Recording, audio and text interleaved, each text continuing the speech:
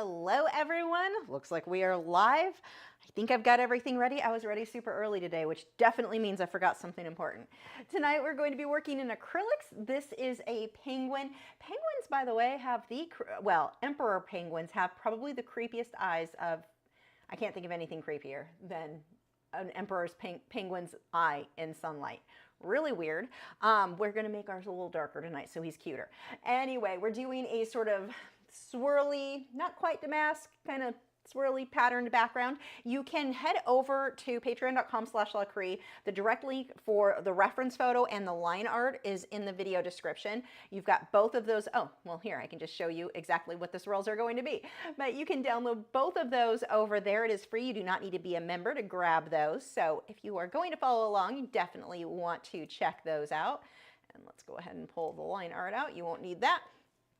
Okay, so again, you can download those if you are going to follow along. I've pre-painted my canvas a dark, okay, it looks black, it's not. It's a dark plum, kind of a, actually I mixed ultramarine blue, what was it? Ultramarine blue, deep violet, gray, green, just because it was gray and I wanted to lighten it a little bit, and some black. So I got this dark kind of purpley color, and I don't know if it'll be more accurate on this camera. So you can see, yeah, kinda.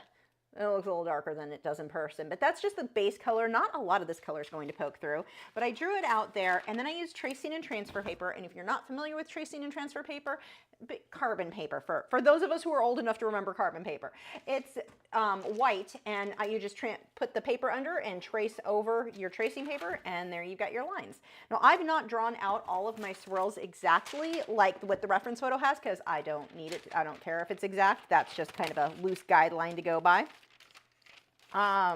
What else do we need to go? Oh, so this canvas was provided to me by Fredrix for these videos. So thank you to Fredrix for that. It's a canvas board. This one is actually, usually when I do these live streams, I go with a watercolor canvas board. This one is the Pro Series, Dixie 12-ounce Cotton Pro Series. It's a very heavy duty canvas board in that it is not going to bend and warp on you like the crap that I've picked up, all other canvas boards I've just had terrible luck with. So this is actually what the label on this looks like, but this is a rougher textured canvas, so I put 3 coats of gesso, lightly sanded it, and that gave me my smooth finish. So it's very similar to a watercolor canvas board in that. But I'm out of watercolor canvas boards, so we're using this tonight. Okay, and I think that's it. Are we good to get started on this? It's right before Thanksgiving, so I don't know how many of you guys are going to be able to make it with me here tonight. Stop being weird, OBS. Trying to move stuff around. Okay, I think we are good. So I'm going to start with the background, and I've loosely drawn in the penguin, but if, let's say, I get paint all over the penguin, it doesn't matter. I can use my tracing and transfer paper to put it back in if I need to, if I don't want to freehand it. So let's go ahead and start with that background. Now, for all of these swirls, I think I'm going to be using a tack lumber bristled filbert, and Keep Smiling, that's the name brand of this. Just generic paintbrushes off Amazon. I should have found just links for you guys. I will have to do that. But just generic tack lumber bristled filbert Amazon brushes. They're fine. It's flimsy. I mean, sooner or later, I guarantee you this is coming off the stick. This would break very easy if I stepped on it. But it's, for the price, I'm pretty happy with them. So I'm going to start by we've got kind of a lighter purpley color for some of those. I'm going to do those first. So I've got my color already mixed out, the same color I used on the background, and I'm just going to add white to it. Let's add a lot more white. So mine's going to be a bit more purpley than, yes, that's a technical term there, than what my reference photo has, more of a bluish tone, at least on that computer monitor. And we're just going to, I may have too much water, so I'm probably going to have to do that in a couple of coats to get that where I want it to be. Now, if you have streaks, like see how I have a streak right there? I'm leaving that. I like it. I just got shading without having to do shading. I'm keeping it. And then we've got a slightly darker one back here. So just a little bit less water, or white, sorry.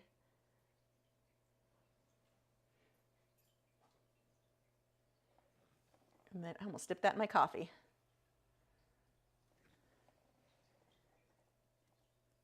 We've got another one here, and we'll do some detailing with lines over this.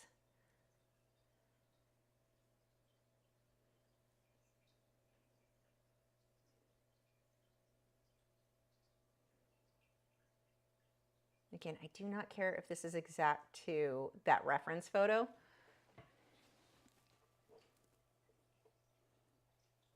Just make something pretty and swirly. Was the black gesso? There was no black. This is actually a purple that I mixed with ultramarine blue, deep violet, a gray tone, and black. But it's mostly the blue and the purple. There's actually not a lot of black in there.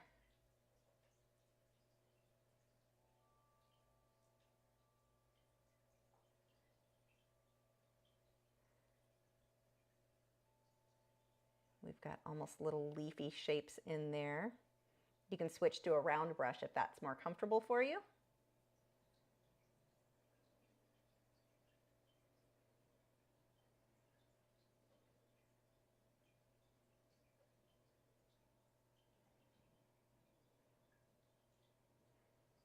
Let's see, we've got some more of this up here. I want more of that purpley color again. The color is a little bit odd on the camera. Mine's a little bit more purple than what it's showing.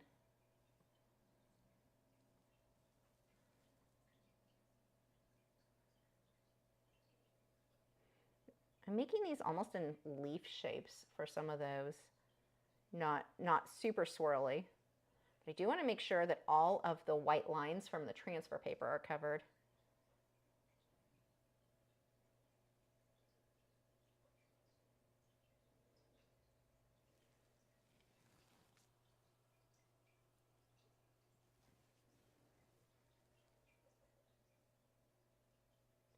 Let's see, we'll do a purple kind of a line here.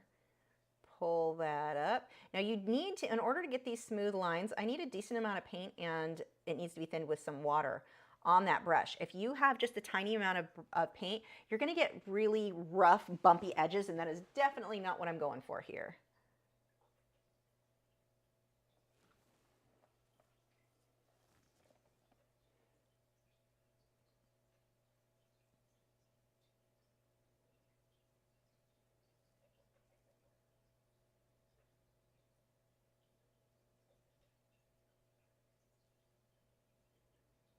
And you can be pretty free here with the swirls and the shapes that you want. Remember, when you do swirls though, when you're painting, you're not going to do it in one fluid movement. So this is not going to work out well for you.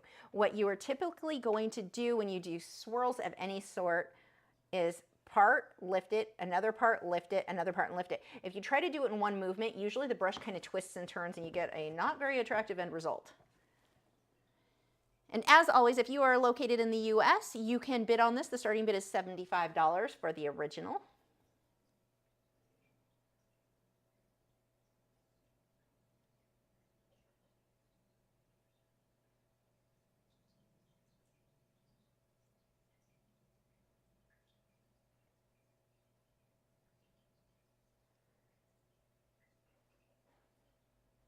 Unfortunately, the way tracking and shipping and such are, I don't ship outside of the US anymore. It just, you don't get a tracking number. I don't get a tracking number. So I have no way of really knowing if something's there.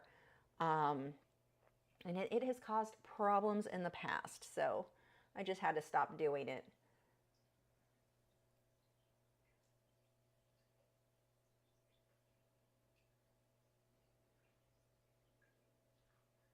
And it takes forever. I do ship out though. Mini prints do get shipped through, if you are on Patreon and you have the top tier where you get mini prints, or if you get postcards, those I can ship anywhere. That's no problem. It's paintings, like bigger packages. That's where I have a problem. My merch, I'm pretty sure, can be shipped to most places. So that is no problem. Prints are no problem. It's the originals that I have a problem with. Yay, coffee.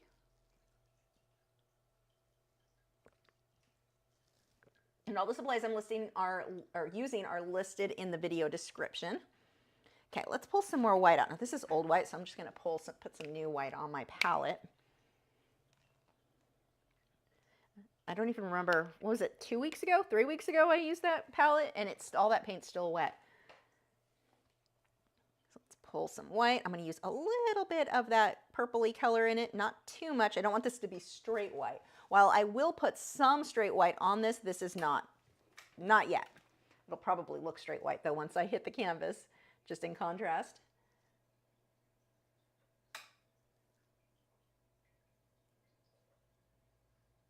I've got a little too much water in there, so it's kind of streaky, but I'm going to be adding streaks later, so it's not a big deal. Now, it would be better for me to overlap this over the penguin than to have a little gap like what I have right there, because I've still got to paint the penguin anyway. We don't want a gap where that background didn't quite go behind him.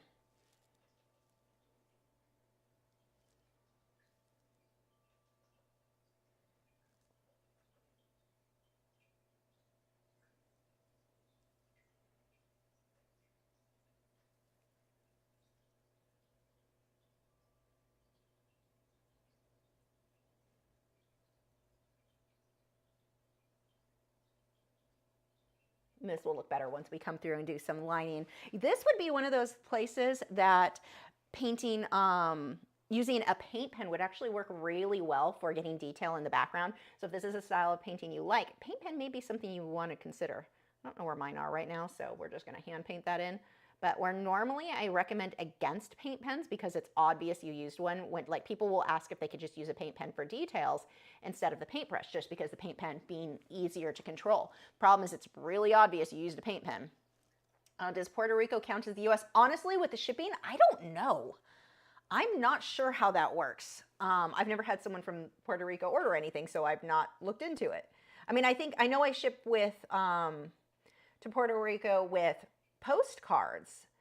I've definitely shipped those and had no problems as far as I know, unless I was just not notified they didn't get to people, which is always a possibility. Also, make sure, for those of you on Patreon, double check your addresses. I get a lot sent back to me, and I used to contact people every single time something was sent back. I don't think anyone ever responded back to me when I tried to change addresses and such. So make sure your addresses are correct and don't contact me to change them. I can't change them on Patreon because it's your account.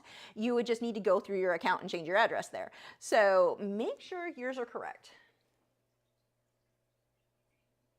I'm just going through and making little leafy shapes here.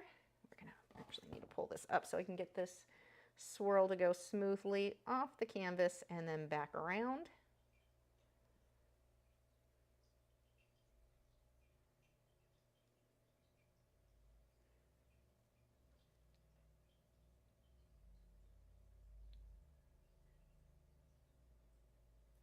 And I can come back and clean any of these lines up that look weird after I get them blocked in. So nothing needs to be super perfect right now.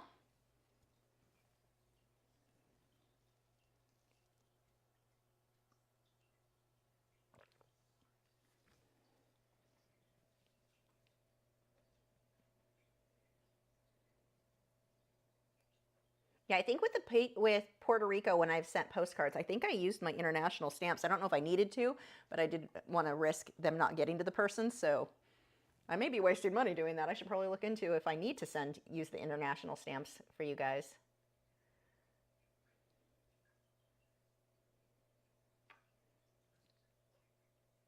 This is super fun. Like, if you do not paint in other styles besides realism, it is so much fun to do some different things sometimes. I mean, the penguin will be in realism, but the background like this, so fun. I did a background over on Patreon for a painting of French fry a few months back. That was another one that was just so much fun to do.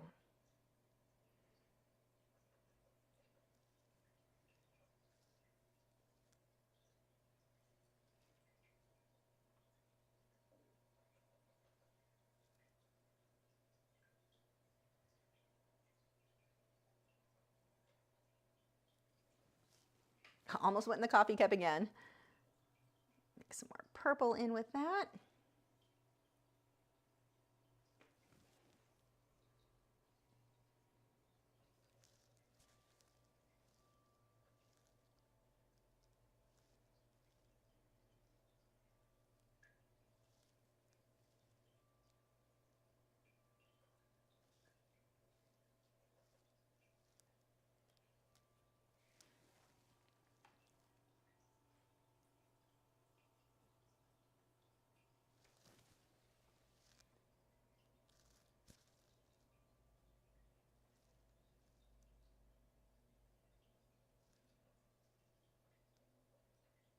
Again, there's another one. See how I stopped? I need to go right over the penguin so that the background looks like it goes behind him.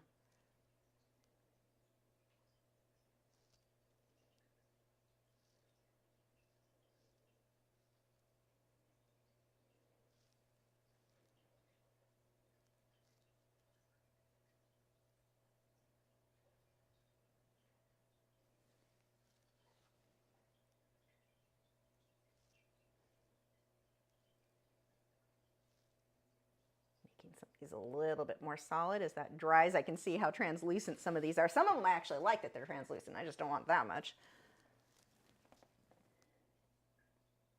Round off the ends there.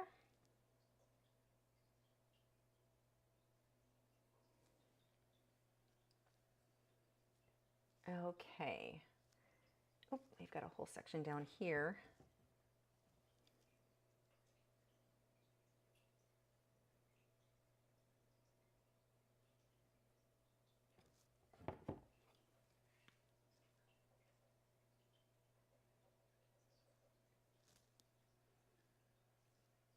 Okay, let's switch over to a smaller brush. So this is going to look really weird at first. You just keep layering and building until you get the depth that you want in it. Now, a smaller tackle and bristle brush would work fine, or a round. Let's do the smaller tackle. Well, round's probably easier for some of the lines. And yeah, let's do that. Actually, I'm going to dry this, and we'll go ahead and start putting some of the lines in.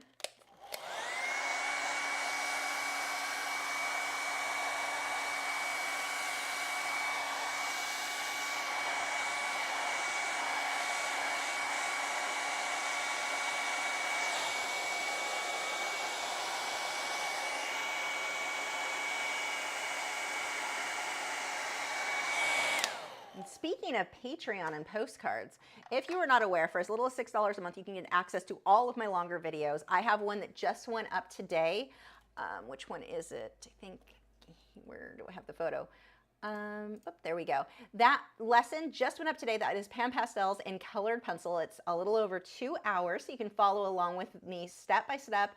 I've got the line drawing if you need that. I've got the reference photo, which is actually how I would prefer for you to trace if you're going to follow along to make it more accurate and also improve your drawing skills. But that is available. It's uploaded right now, so if you are already a member, you can go head over and check that out. If you're not a member, Patreon changed it. You no longer need to wait till the first of the month to get the full month's worth for your membership. It will just charge you whatever day you like. If you sign up now, it won't charge you again on the 5th like it used to. It will now charge you on the, what is it, the 27th of next month. So you can head over and sign up if you want to get access to all of my longer lessons. There are over 400 available in multiple mediums. So depending on it starts at $6, but if you want other stuff like stickers and mini prints and that, the price goes up, but the $6 gets you every single video. Okay. Let's go ahead. I'm going to start with the black. I'm going to actually not go with straight black though. I'm going to take that purpley color and mix black into it. Ooh, I'm going to probably need to get new black paint out because that is old and a little chunky.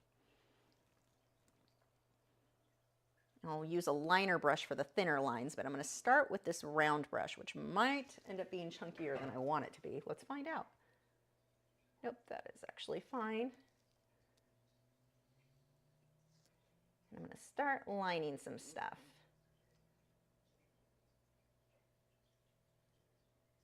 And this will give us those nice clean lines.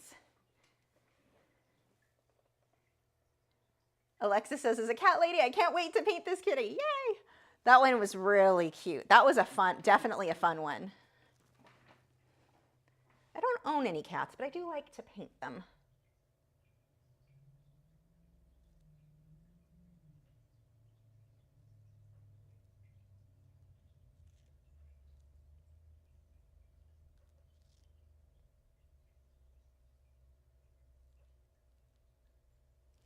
I need to switch to a smaller brush in a moment here. It's kind of hard to see the black because just the lighting. Let's turn this one up a little bit.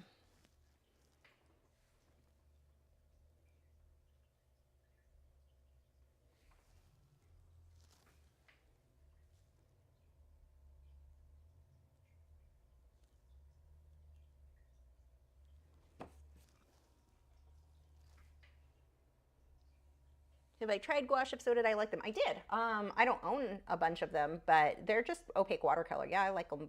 They're really nice to work with. Really nice for photographing because no gloss. So they're a fairly fast medium.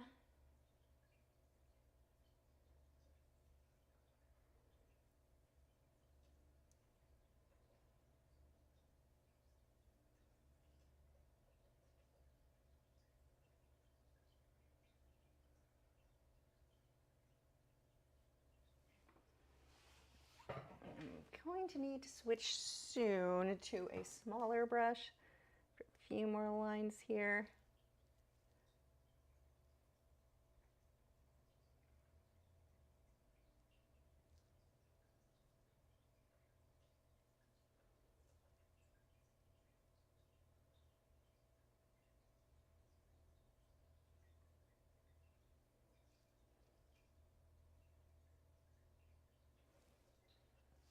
Okay, oh, let's do this one too.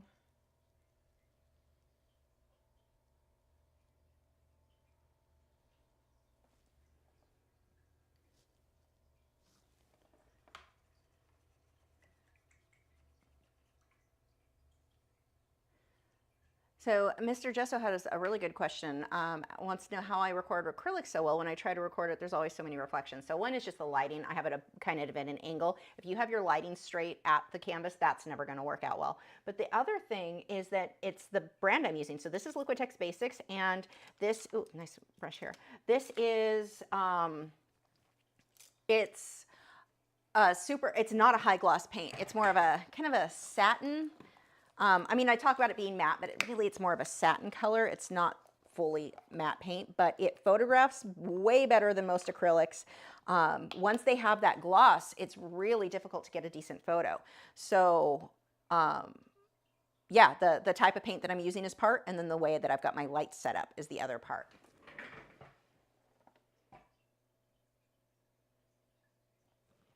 Way thinner lines now. Remember, the harder you push with your brush, the thicker it's going to be. Now, here's a quick thing with using the liner brush. You want to twist it. This one's a number 3, I think. Yeah, it's a number 3, so it's kind of a thicker one. I need to have a decent amount of water, and I'm going to twist that in. If there is a chunk of paint, I don't know if you can, wait, here. You see how there's a chunk? Chunks don't work with a liner brush. That is not, well, it doesn't really work well with anything. But we're going to thin that out with water, twist that in, and that is how we're going to get our thinner lines.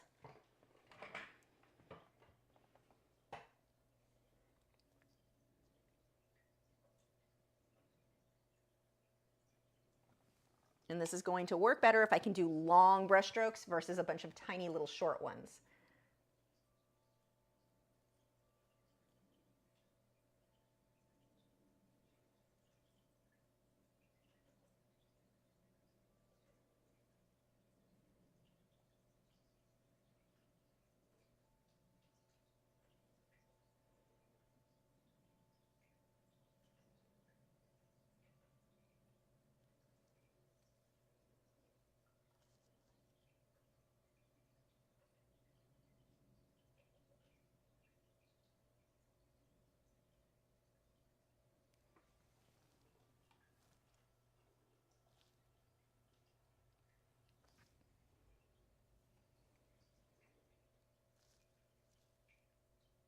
This is just so satisfying to sit and do all of these lines and just keep building and adding more.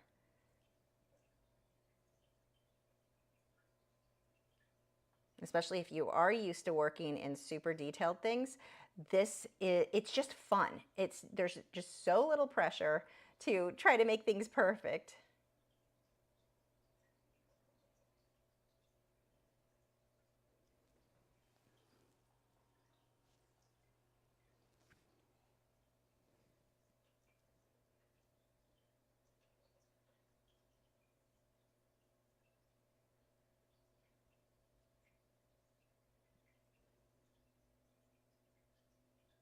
I don't like that line there. I'm gonna just erase it. So if you have a line that you didn't like, because I'm just kind of throwing stuff in there, a little bit of water works like an eraser. Let's just take these ones out.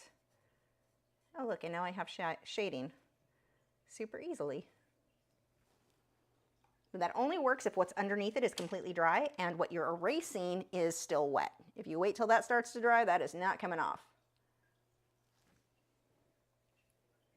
Let's see. I guess I can just start doing some of the littler details.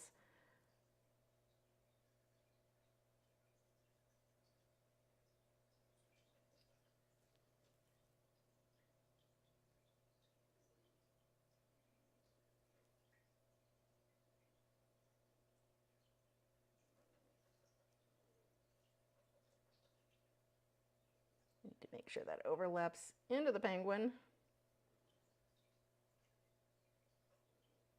Speaking of, did you guys, any of you guys watch the penguin? I don't remember what channel that was on. With Colin Farrell. So good. Oops.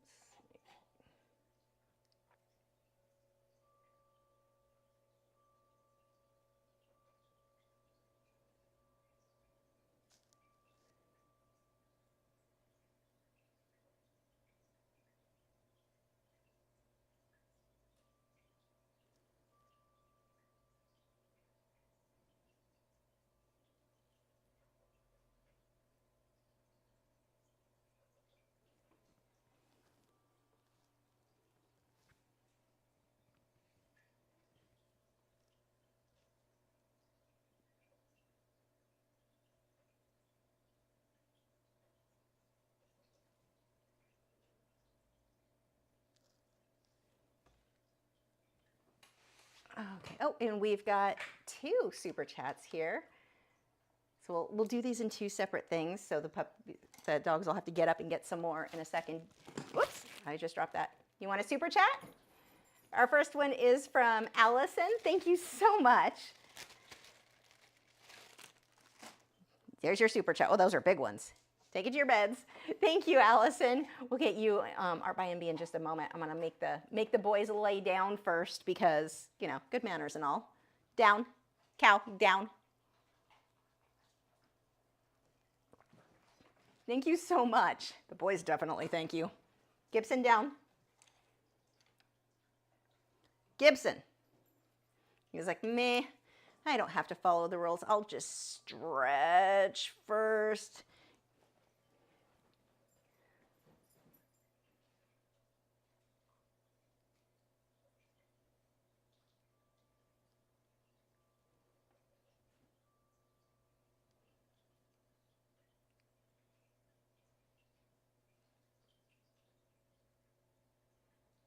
And I'll come through and do some highlights over some of these as well. The penguin is actually, there's not a lot of detail there. So, I mean, I'm not going to put in all the little individual feathers. He's super quick. And one of the reasons that I decided to do a super busy background like this, we had a request. If you guys remember recently, I asked over on Instagram and Facebook, what you wanted to see me paint for these live streams. And one of the requests was a penguin in acrylics. Now, penguins, they're hard to make look good. Things that are very kind of simple can be very hard to make. That is just a hot mess. Let's just remove that and try that whole section again. It's harder to make something that's more simple look good because there's not a lot to hide your mistakes like what I just did. Ooh, nice shading. Look, ooh, shading all in one go. I like it. I'm keeping it that way. Just soften that out. But it's very hard to sometimes make something look good when there's not a lot of detail, and there's just not a lot to hide your mistakes. So that's one thing to consider. But the other thing in this case with the background, and I was going to do just a simple background, but it was too simple because the penguin doesn't have a lot of detail. He has a lot of contrast, which is pretty, but not a lot of detail. There's another, let's wipe some of that. There we go. So that's why I decided to go with something super busy, kind of crazy for the background with a subject that is more, what is with my heavy lines right now? I'm pushing too hard here. And we've got nice shading. There we go. I decided that's why I wanted that contrast between the super busy background and then the subject that is more simple. So that is how I came to the decision to do this.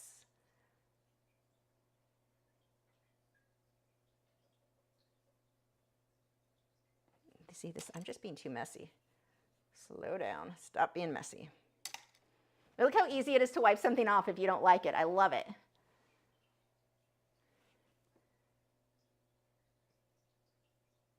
Slow down. Don't just be slopping lines all over the place. Pay attention. Unlike what I was doing just a second ago.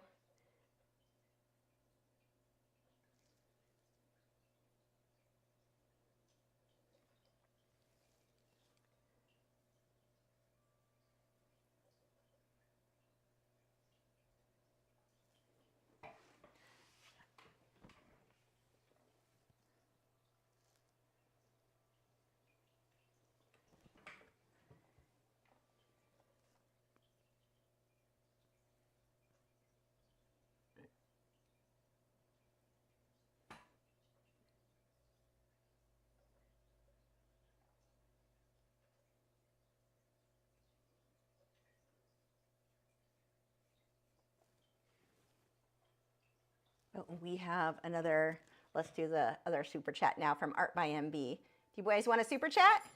And that's a yes. Oh, there's Wade's because I just threw it at him.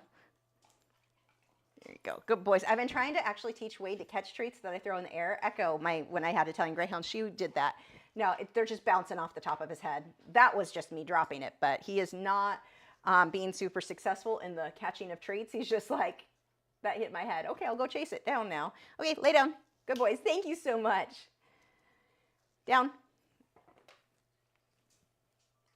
Boys, down.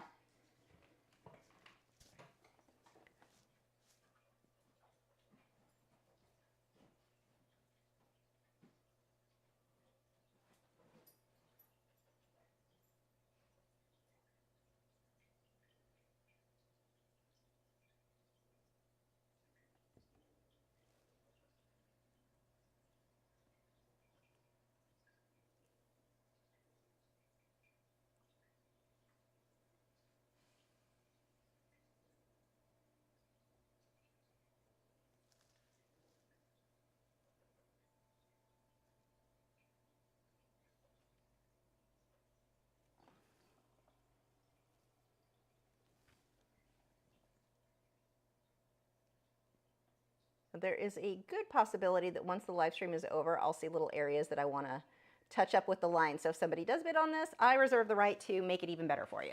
Because sometimes when you walk away, you're like, oh, I missed a whole section, didn't get outlined right.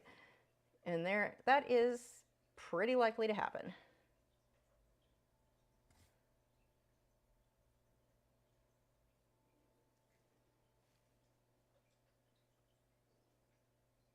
Okay, let's pull some white highlights now. So this looks like it's white. It's really not. It's actually kind of it's light, but it's not as close to white as it looks when there's no white on the canvas. I'm going to come through and do some highlighting. Actually, let's dry that black so I don't get gray.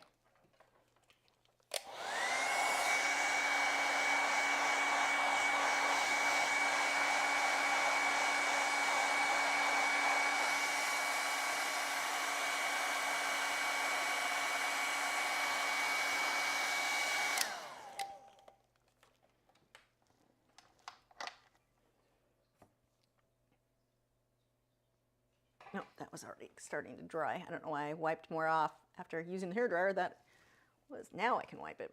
So one of the things that you see me do often after I load the brush, I either do it on a paper towel. Right now I'm doing it on cardboard behind the easel. I will often test the brush here first or wipe some off on the cardboard first so that, well, I'm not making a hot mess. Because sometimes you don't realize you've got a huge chunk of paint on your brush until you ruin part of your canvas. I don't mean ruin, you can always fix it, but I'd rather not have to fix it.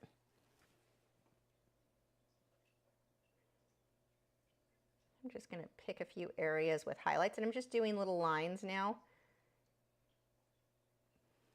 And these little details, like it doesn't seem like it's that much, but you just keep adding and adding and adding, and it makes a big difference.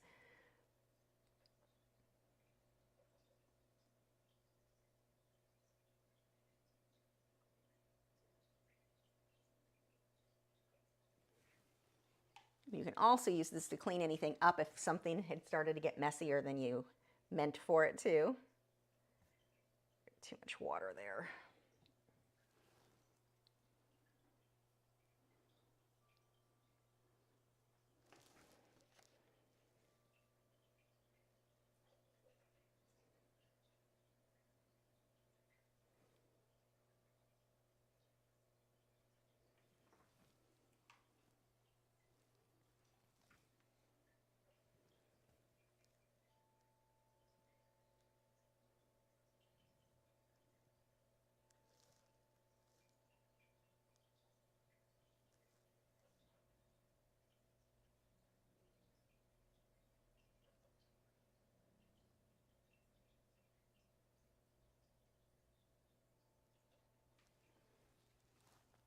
And I'm not putting this everywhere, just a few spots.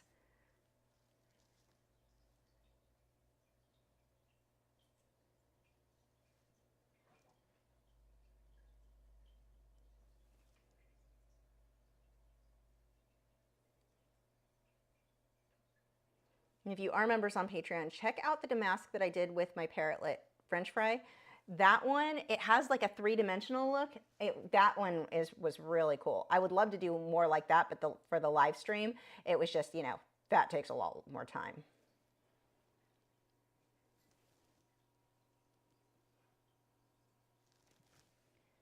And I will be answering all of your questions after the live stream, so keep bringing them in. Or not after the live stream, after the artwork portion of the live stream. So if you think I'm ignoring you, well, I am, but only temporarily.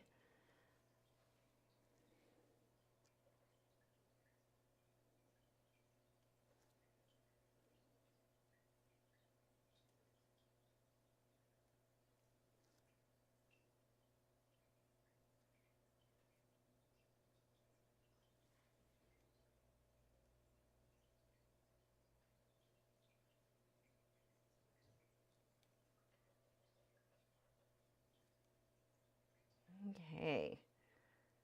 That is good enough for now. I may come back and decide I need to clean something up later. It would be minor, but we're going to leave that background as it is for now and start on the penguin.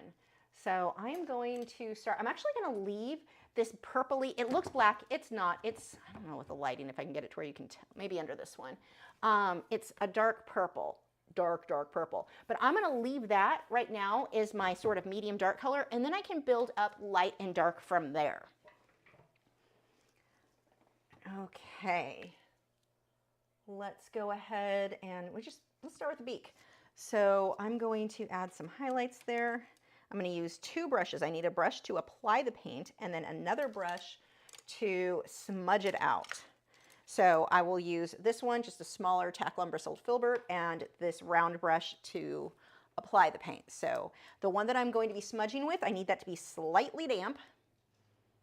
And let's see, we're kind of going with a gray, so let's start with our highlights. My highlights can have some of that purpley color in it too.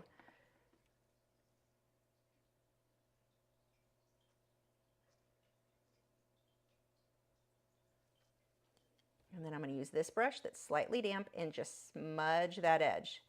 Pull it down.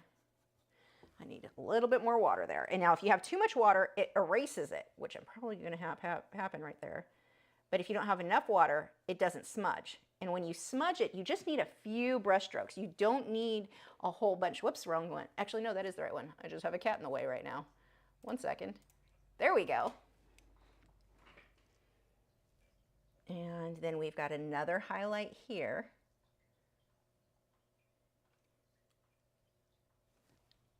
Gibson stop.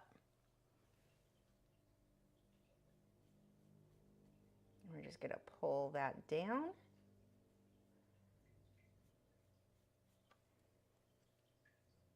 And we've got kind of this little teeny tiny feathers there. So I'm just going to dab that and then dab again. So I'm building a little bit of a texture there because there's tiny little feathers.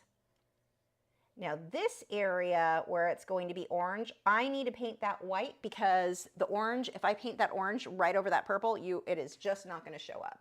So we're going to start by painting white there. Not going to worry about any shading or anything like that. It's probably going to take me a couple of coats to get that opaque enough. I have a little bit too much water in that mixture, which means it flows smooth, but it also means it's too translucent. I'm just going to smudge that end there. And we'll do, let's see, another little highlight here. I'm going to pull that out. Okay, I'm going to leave that alone for a moment. I'm going to add little dots here again. We're going to start getting just a little texture, just dabbing that. Now, doing dots, you have to be careful with what I'm doing there. If you just dip your paintbrush in water and start stabbing, you're basically toll painting at that point. That's going to give you kind of a messy look. It's not what I'm going for here. So what I'm doing is applying the brush or the paint with one brush and just kind of softening it out. It gives me a better texture than if I was applying paint that way, if that makes sense. So apply it with the one brush, just kind of smudge, blend, create texture that way.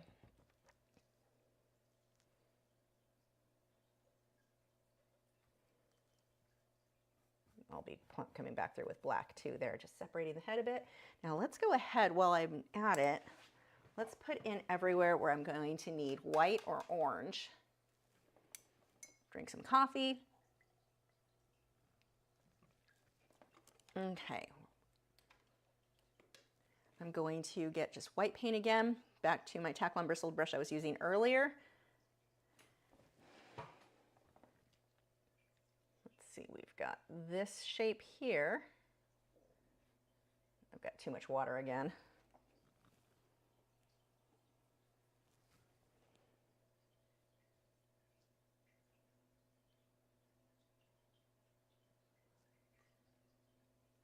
And I'm not going to worry about that. I'm not going to worry about that. I'm going to come down here.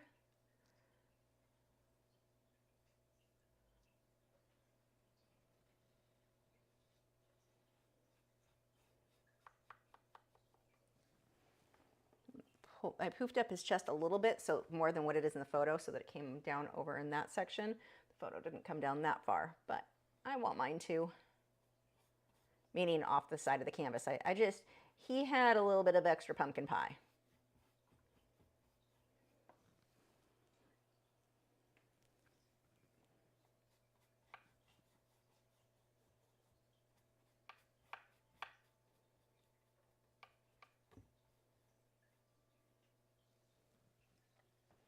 And then this just kind of fades up here, so I'm going to do that, and I'm going to take another clean brush. This one's a little bit bigger. I need a bit of water on it, and I am just going to let that smudge out. You can see it's starting to dry, so I'm having to work it a little bit more, where it's going to go into that highlight on his neck. Remember, this is a layering process. You're going to have some very questionable looking layers, like I do right now. We've got a highlight that comes down here. And I'm just going to take that clean, slightly damp brush and smudge that out.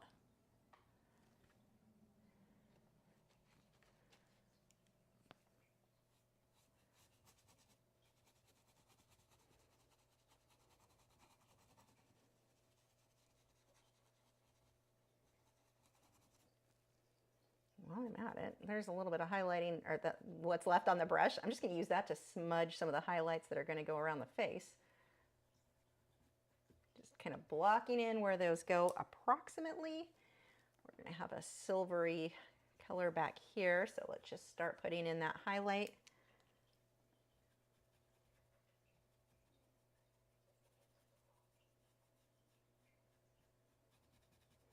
And so what I've done is sort of map out where my general lights and darks are going to be. Nothing is perfect, nothing is done, but he's kind of mapped out.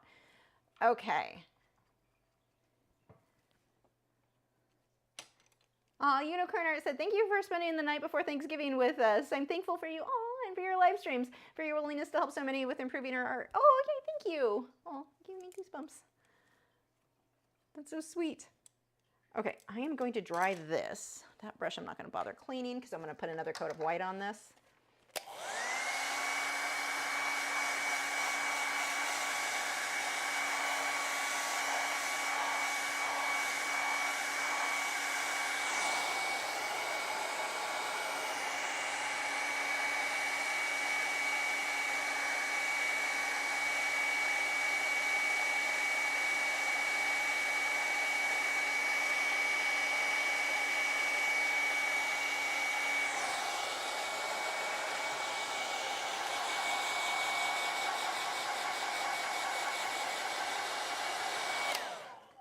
This makes me want to do more of the swirly kind of, not damask really, because it's not quite right, like, but these swirly backgrounds are just so, I love them. I want to do more like super realistic animals in front of that, the almost like ink line drawing. That's the look that I like there. And I'm just going to put another coat of white before I bother it with any actual shading here. Just so I'm not fighting the streaks in the background poking through, because I did have a lot of water mixed in with my white initially.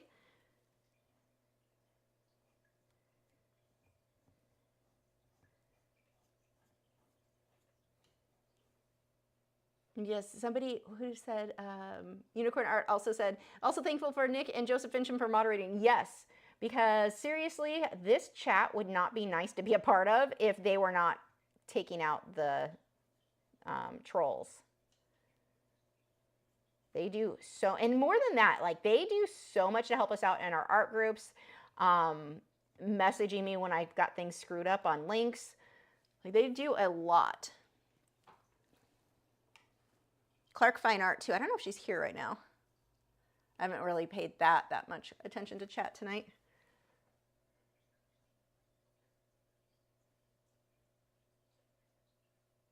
I pay attention to chat once the art's done. That sounds rude, like I'm completely ignoring you guys. So we're just putting another coat of white so that our yellow and oranges really pop. Okay. I'm going to let that dry, and I'm going to, well, actually I'm going to use the hairdryer, and then I'm going to go with start with the eye. The creepy penguin eye.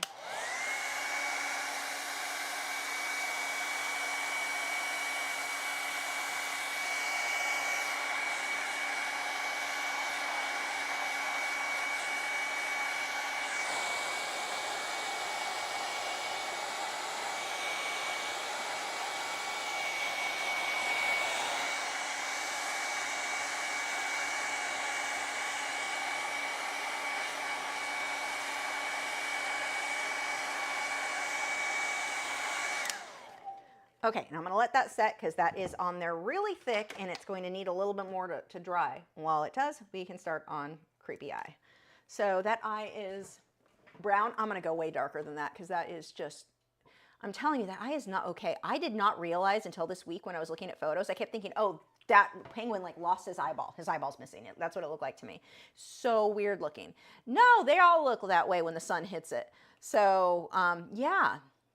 How is one of the prettiest animals? I think these guys are freaking gorgeous, and they have the I had no idea they had creepy eyes.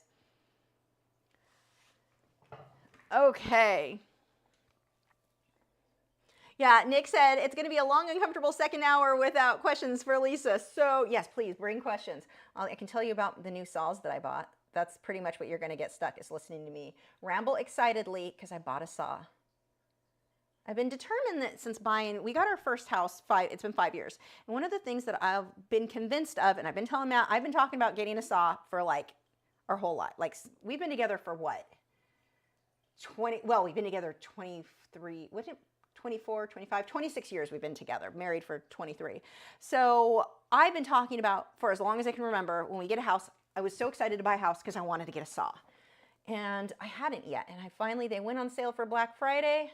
I have some stuff I want to do with it. So I bought saws and I got a 5-inch circular and what's the other one? A miter saw.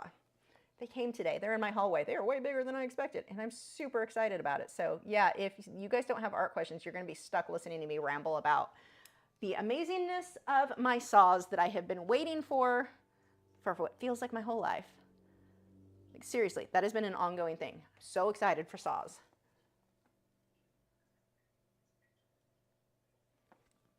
And that may make for a good video. I'm just kind of lightening and getting a little bit of shading in the eyes. I'm trying to make them darker than what the photo is because, again, with the creepy.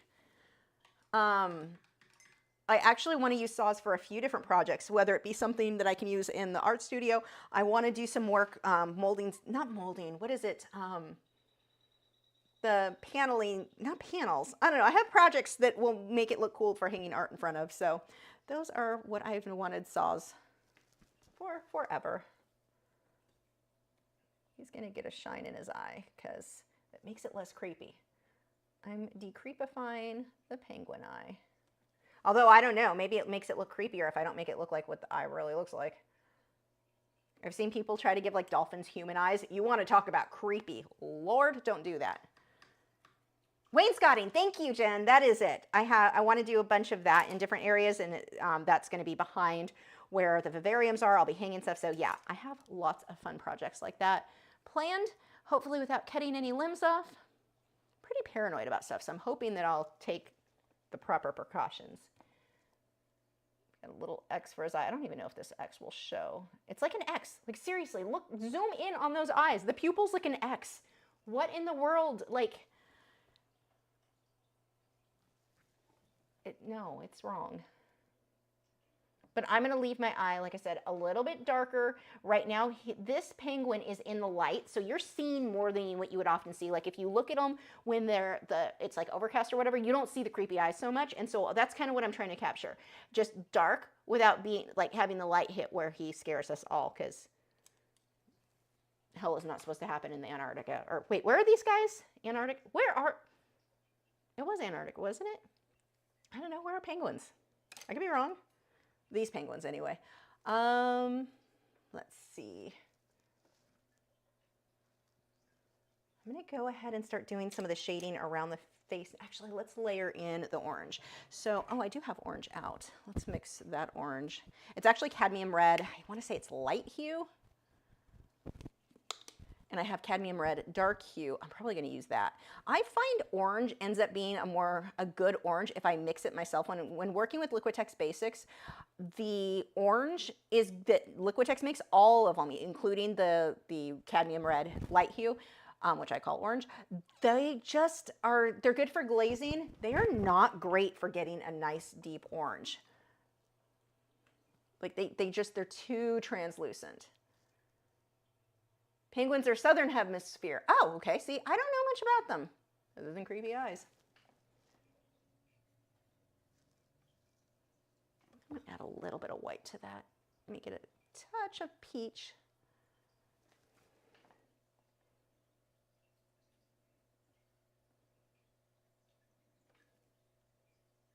And we'll do a little bit of shading too. I'm just getting the first layer here.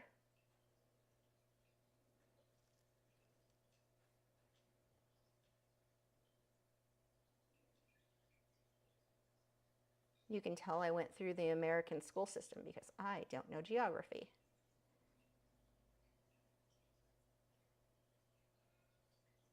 And apparently have been too lazy to research it as an adult. Okay, let's grab let's see, I need this brush for blending. So we are going to grab this orange color. I'm going to start pulling more yellows into it.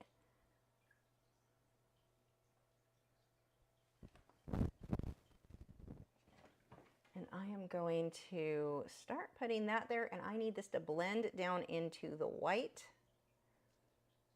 It'll blend into the black a little bit, so we're overlap there.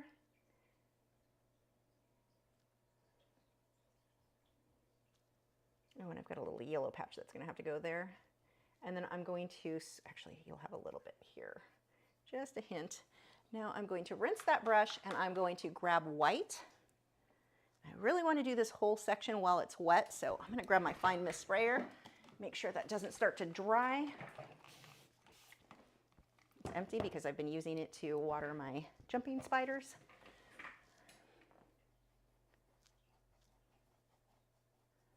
And see, now we get this nice wet into wet, just a soft blend, a little bit of a yellowy tint. And here, I want that to look like it's a little bit more in shadow. So I'm going to rinse my brush again. I'm going to grab a bit of my purple that I used earlier.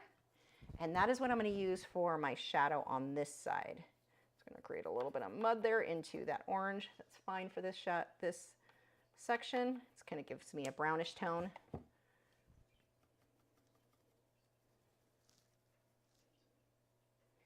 I'm not going to go too crazy with the blending just yet. We're just going to start mapping that out.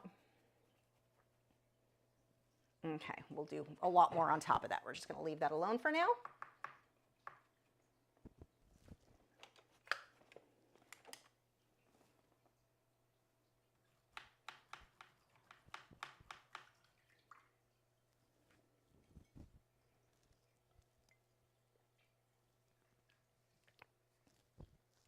Okay, now while that sets, actually let me run the hairdryer over it so it sets a little bit better before I go into the next layer.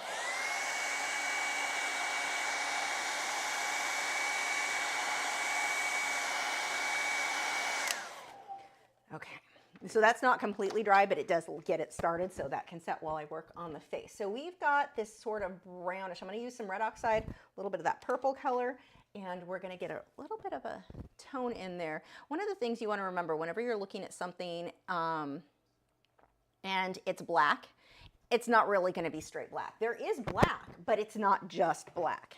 That would be very flat. So, and especially in this case, because he was more in the sun. So we've got these colors in there.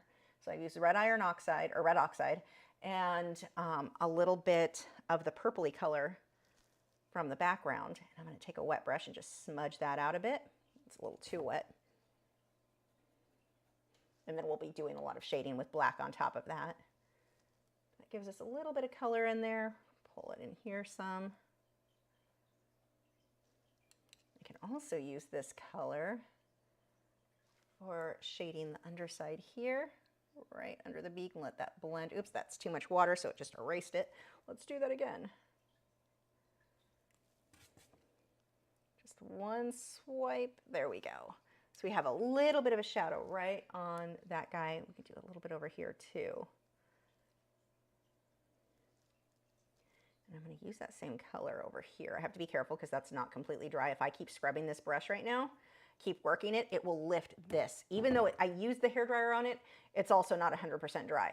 You have to be very careful because when paint starts to dry, but not completely, it is so easy to lift that and have it look absolutely terrible. And then you have to redo it. It's a whole thing.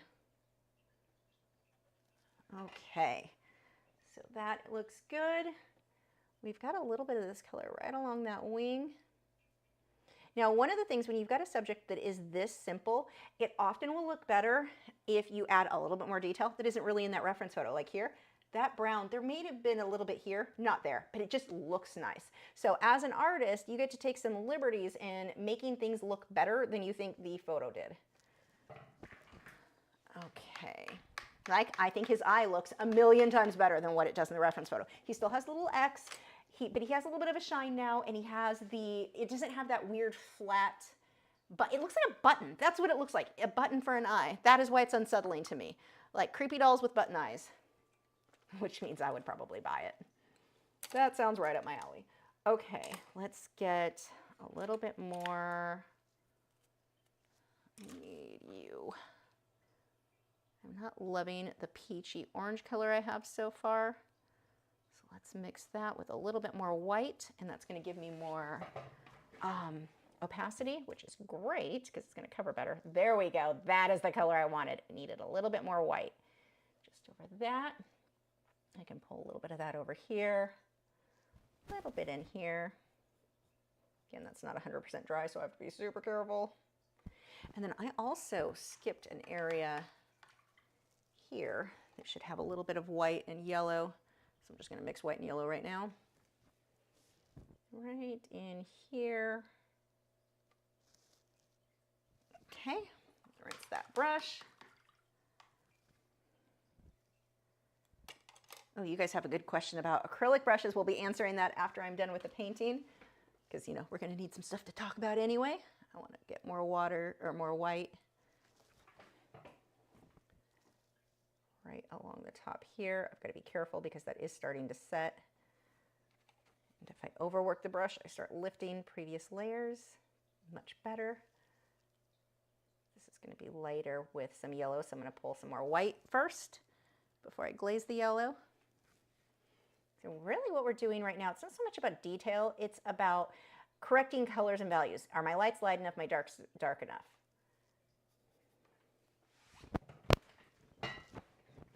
I'm potentially falling off my chair. Okay, I'm just gonna lightly pull a highlight right there. I'm gonna pull a little bit more here.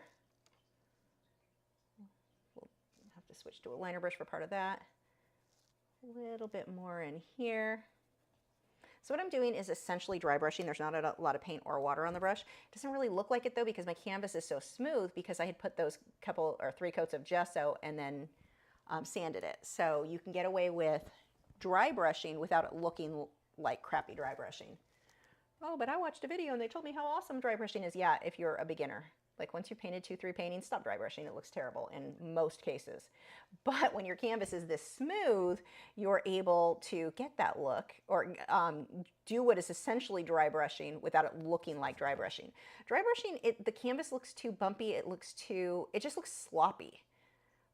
There are exceptions, because there's always going to be exceptions to everything, but usually dry brushing is just one of those things. It's a big thing that a lot of people think acrylics don't look as nice as oils because of that. They think that that's just a normal look with dry brushing. It is, because it's an easy way to teach, but it doesn't look good. Unless your canvas is super smooth like this, and then it doesn't really look like dry brushing. But when you see lessons that are teaching you, I see books all the time that teach beginners to use dry brushing, and it's like, it's just holding up a big sign, hi, I'm new at this. The problem is, it's fine when you're new, but a lot of people keep doing it long term. So they're constantly wearing that hi, I'm new at this sign, thinking they're doing amazing because they read it in a book.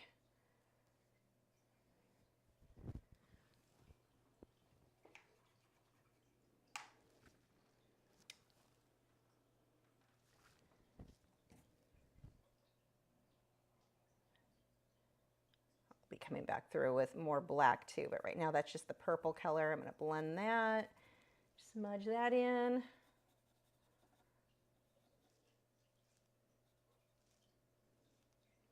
Okay, this area I want a little bit more shaded, but if I go over that right now, I am probably going to end up lifting some of that previous color. So let's dry that real quick again.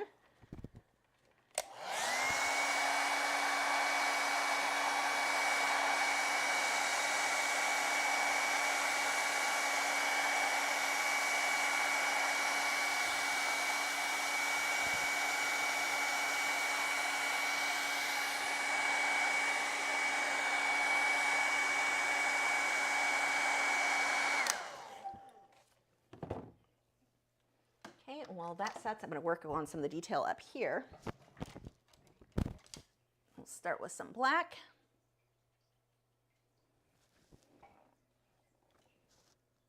We've got a much darker area on the bottom, and it goes right under here.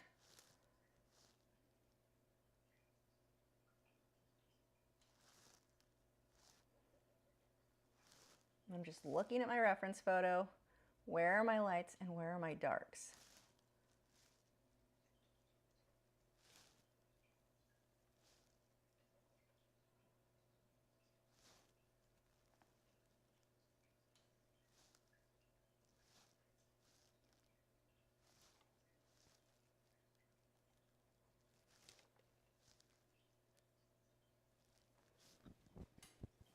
Cleaning things up.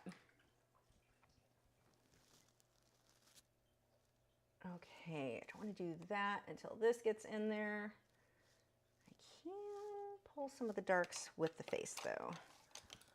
That should be dry enough.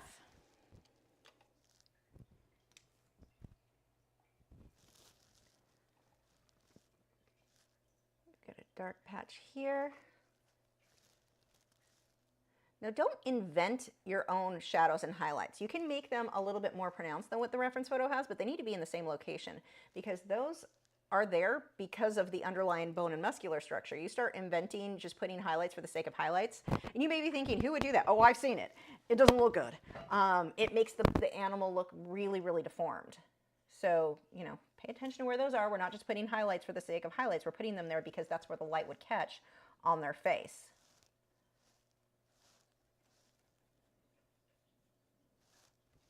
And I'm going to do little, like, kind of fluff up that edge, little brush strokes, so it breaks up. It's not a perfect smooth edge there. You can't really tell here, but in person you'll be able to see that that's broken up where the feathers would be.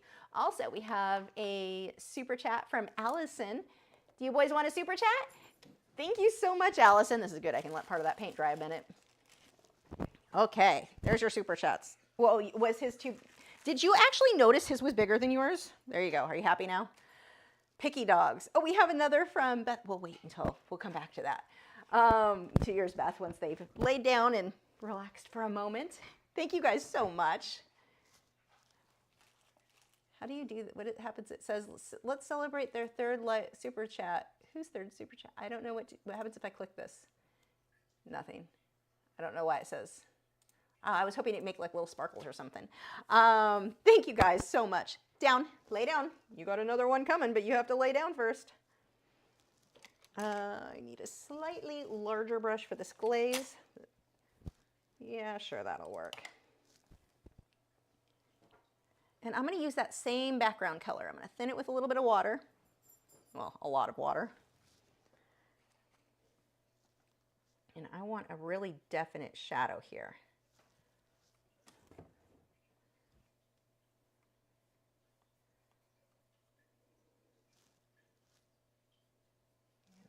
Will come right up the back of the neck here. I'll make that a bit darker later. I'm going to take a clean, damp brush and just do a few brush strokes right here to soften that transition.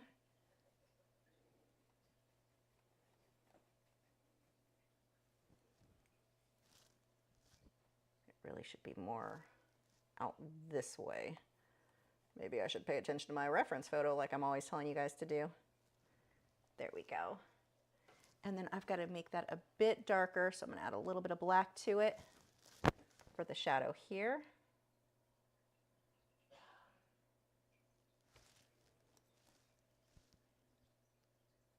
We'll still have to make the highlight a bit lighter too. Okay, now for the wing, we're going to pull some more black right in here. And then same thing, I'm going to smudge that a bit. Oops, that needs more water.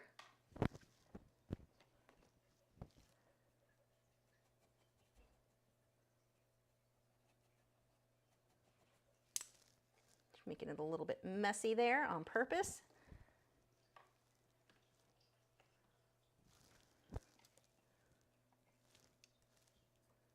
And then smudging that out. I want a clean edge on the outer edge. Got a little bit too much paint, so I've got to come through from this side and push it back. This is going to get lighter.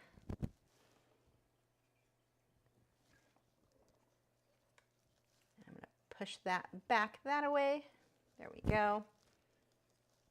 We've got some more of the dark here.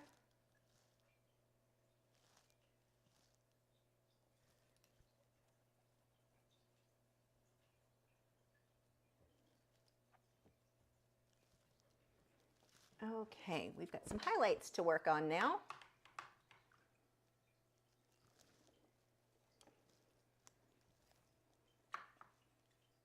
And also, we've got that other super chat from Beth. You boys want another super chat? Spoiled boys. There you go.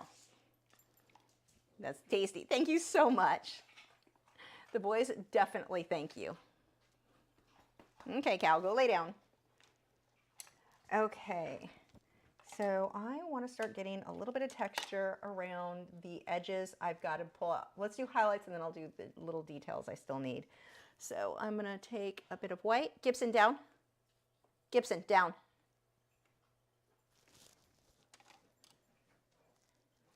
Gibson decided he could just stand there for some reason.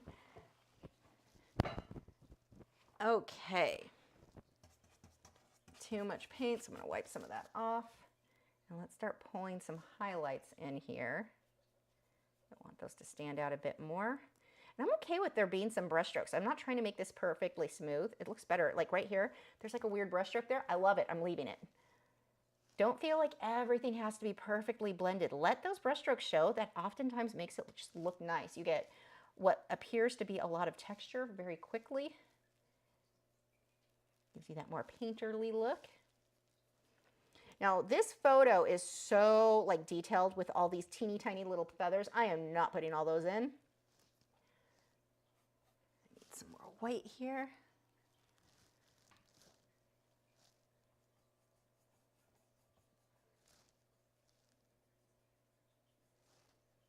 I'm just going to smudge that up a bit.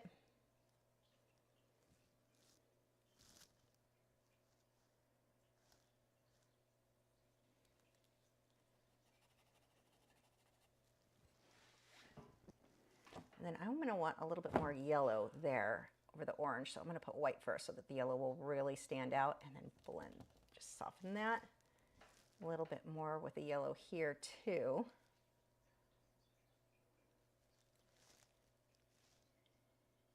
And here as well.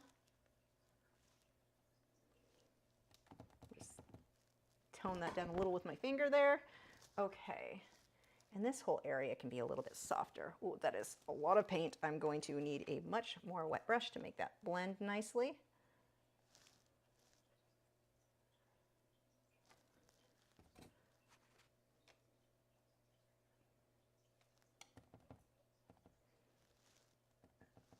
I'm going to come back there with some black too, but let's pull that up a bit more, a little bit more with the highlighting here.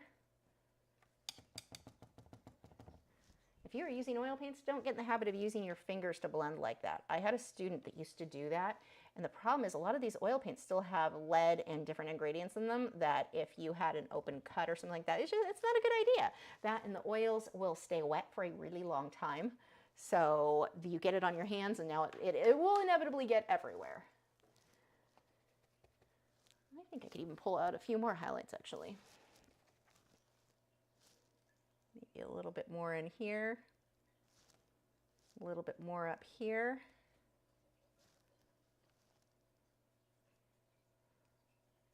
Make sure you don't have really long brush strokes because we don't want it to look like he's got long feathers or fur. That would look really weird. We can have a little bit of texture, but we want it to be little short bits.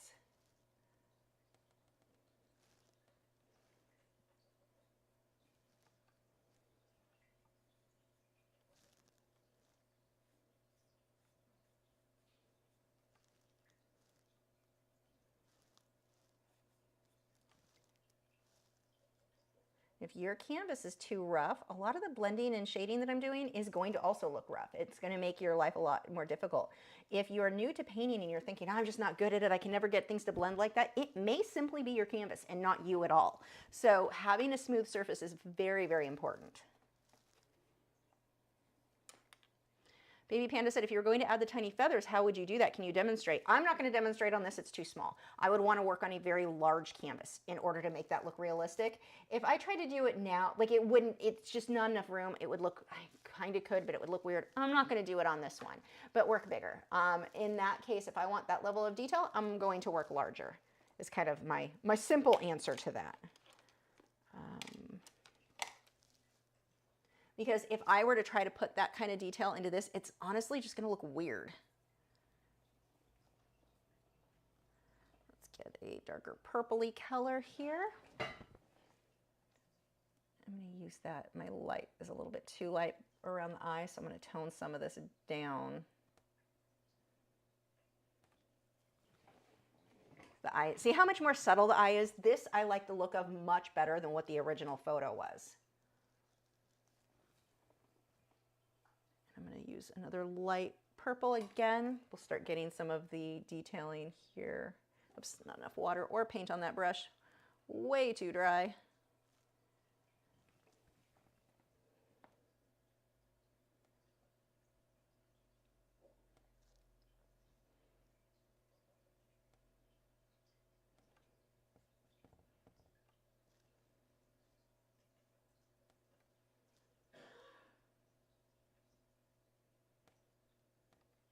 I'm just looking at little details on the reference photo and adding a few little highlights and shadows and such. They're minor, but they all add up in the end to looking pretty cool. Let's get some black. So yeah, just demonstrate tiny feathers on the paper or cardboard. It's just like anything else. I mean, you're just building up texture. So let's see. For the tiny feathers, I would just be, can you actually use that? Let me make sure that's even on camera. Let's move you over. If I were doing the tiny feathers, we're just building up. Let's pretend this is like the white or the gray. You're just building up, like looking at the way the feathers are kind of moving in rows. So they're going down a little bit. I would be doing it with a liner brush, that's for sure. And little, almost dots. Dab my finger. Oh, dab too much. It wasn't soaked too much into the cardboard, so it's not the best example, but little, just building up like this. Now, in this case, like right here, I'm looking at the wing. That would be like in, let's see. this part of the wing, This part I would be doing with a gray.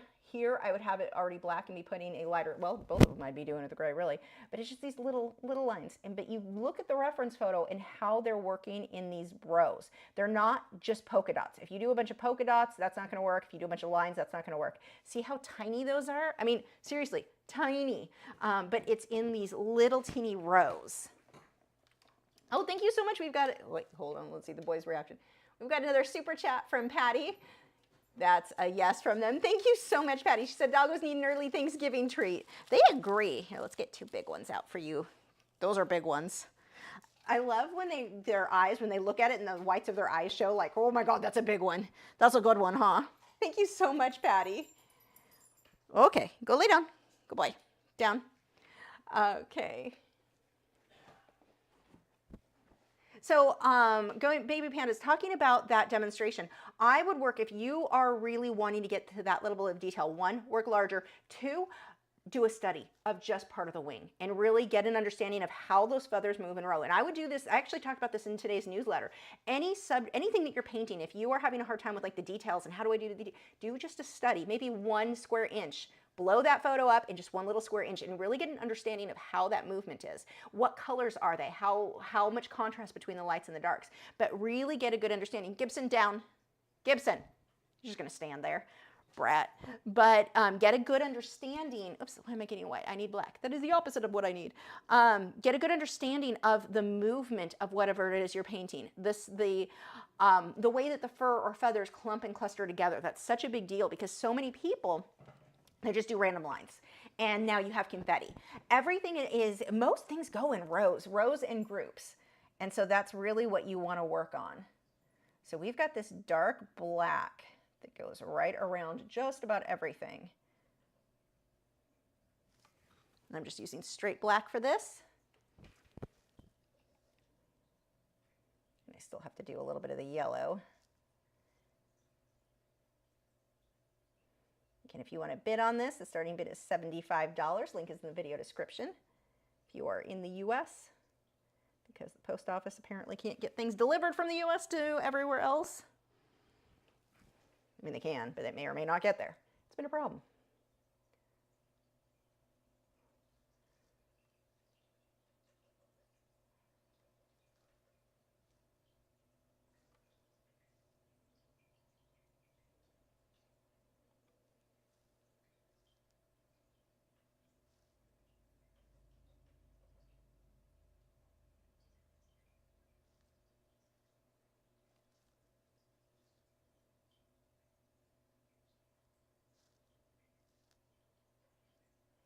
Few more highlights I think I can do too.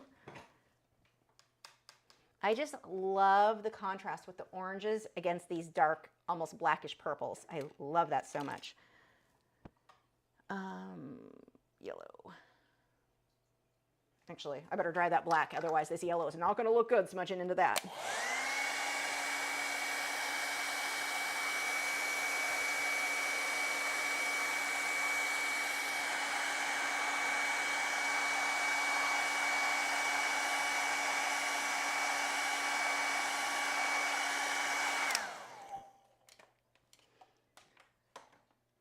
Evelyn has a good question. Could you split a lesson into 2 parts for longer lessons like the 3D effective French fry? So I actually considered doing that for this one. The problem is people stop watching. If they miss the first one, then they don't watch the second live stream, and it just doesn't work out for like the viewers and just the way that YouTube is. So unfortunately, that's why I decided against it, because I did consider it. I really wanted something longer, or you know, the more detailed like that one, but it ends up being a problem just in viewership. I lose out a lot of viewers because if they didn't watch the first week, then they kind of, you know, they skip over the next one. So I try to not do the 2-parters anymore. I used to, and viewership just drops, especially if I did some that were like 6 weeks long or 2 months long, so I did some that were really long that people just didn't watch them. So, I mean, a handful do, but not many. So that's why I don't do that. But the French fry one, you can go watch over on Patreon now. Look how brute. Oh, this and I love. Mine's a little bit brighter than reference photo, and I'm fine with that because, oh my gosh, I love this against that background so much. Have you ever used a half moon brush? What is a half moon brush? I don't know what that is. Oh, my coffee's gone. Let's get that coffee cup out of the way then so I can stop trying to dip my brush in there. It is entirely possible I did dip my brush in there at some point. So I am going to pull this orangey color.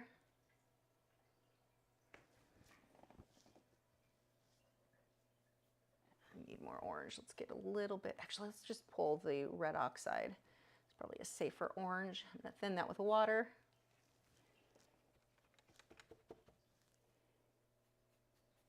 Yeah, that's a much safer orange. A little bit out into here. That is really wet. I'm going to grab a mop brush. Actually, I'm going to mist this lightly.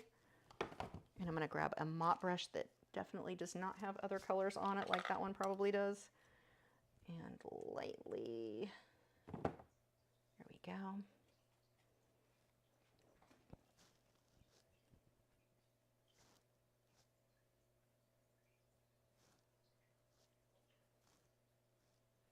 I want a little bit more highlighting.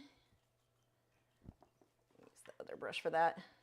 Is half moon not just a filbert? Yeah, I don't know. I've not heard that term before.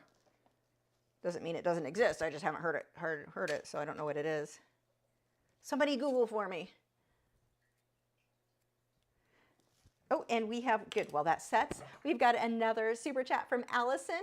Do you guys want a super chat? Oh, yes, they do. Thank you so much, Allison. The boys are spoiled tonight.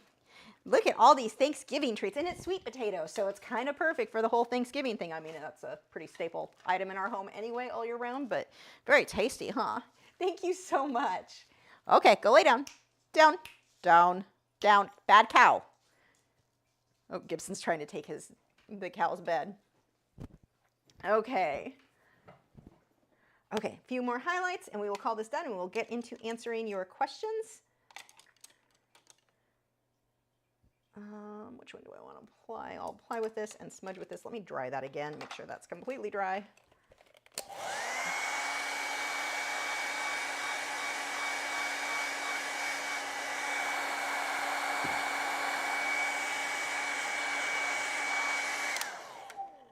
One of the things that I like so much about this style with that background, it has a more artsy feel. Like some home decor, like going by modern trends, the normal realistic background doesn't work with everyone's home decor. And this, I think, opens up where it works. And I know some people get mad. Art isn't about home decor. You know what? It is for some of us. Like me, I'm super into home decor. It is. It matters that it goes with it, like with my other things. So I understand those of you who are like, no, it doesn't match my stuff. I get it, because I am just like you, even though I'm an artist. So I should technically say art isn't about home decor, whatever. So this brings in a different style. So you get the realism with something that has more of an artsy feel to it. I just love that about having the backgrounds like this, mixing the two styles. You just want to make sure when you are mixing the two styles that it looks very intentional. I've made the mistake before, and even when we've done some critiques, we talked about that, where you couldn't really tell it was supposed to be two different styles. It just looked like part was done badly. You want to make sure it's very obvious that it's two different styles when you do mix them like that. The funny thing was, the person, I don't even remember who it was, you may be watching, that we did for the critiques, they went back and took my advice and changed it so that it worked, or, you know, so you could tell the two. I think one was a frog. I forget the others. But it came, I remember after they went and made those changes after the first critique, oh my God, it was amazing. Just making it really obvious, the difference between the part that is more stylized, like the background here, versus the realistic part. You just have to, that's the trick when you mix styles. It has to be very obvious that it's intentional.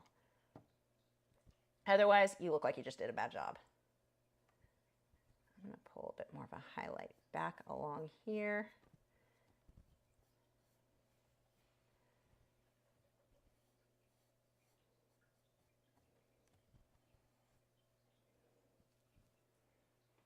A couple more darks. Oh, we have, oh yeah, Art by MB sent another super chat, said, my daughter wants to see them try to catch a treat. Yeah, it's not really catching a treat, it's bouncing off the cow's head. Watch. You guys want another super chat? Okay, but you got to back up. Back up. So Gibson doesn't even try. Oops, hold on. It's in my hand still. And Bad Cow just hit him in the back of the neck. That's the extent of him catching a treat. It just bounces off of him somewhere. I have to be careful to use go very light underhand because I don't want it to like hit and hurt him, but I don't want it to be like I pitched a treat at him, but he's not getting it. He's not the smart one, but it's still kind of fun, huh? Okay, go lay down. Say thank you. Lay down. Lay down. I don't know if that was what your daughter was hoping to see, but that's as far as we've gotten with catch a treat. Down, cow, down. Gibson's trying to get your bed because you were too late. Look, you lost it. Okay. Little bit more with the highlights because we've got time, so why not keep fancying it up? Have there been any bids on this guy? I'm curious because I kind of want to keep him. He's super good. Like, I say super good. That sounds super full of myself. But he this is, no, I might get to keep this guy. I'm not going to be unhappy about that. Not going to lie. Actually, I'll probably put him up on my website for sale, but I am not going to be upset if he ends up on my wall for a bit. Just a little bit more highlights. See, now I feel like I'm painting, I'm adding highlights I want to see for me. So that actually brings up something that I think is kind of interesting. How do you know when your painting is done? For me, it's when I would want it hanging on my own wall. Is it done to where I'm going to walk by and go, oh, I wish I would have changed this. I wish I would have done that. That's when I know when it's ready to hang on my wall, that is when it's done. Just getting a little bit more texture in some of these areas.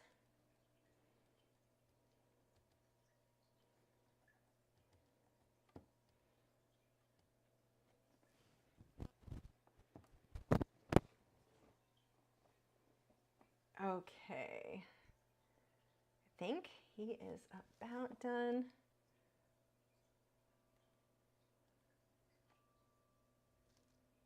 Do you want any more highlight? Actually, a few more details with the shadow, just a little bit, and we are done with this guy, and then I will go through and answer your art questions.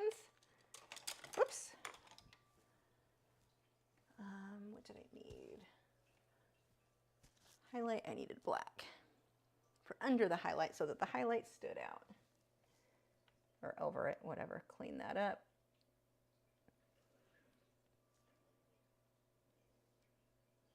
Yeah, one of the things when I do something larger, I should do something like that, more of that on Patreon. But when I mix something with the background like that, I like the subject to be even more realistic, like put a little bit more work into the subject than I might normally, just to make it super obvious that those are very intentionally two different styles. I think is that it? Do I want any more? A little bit?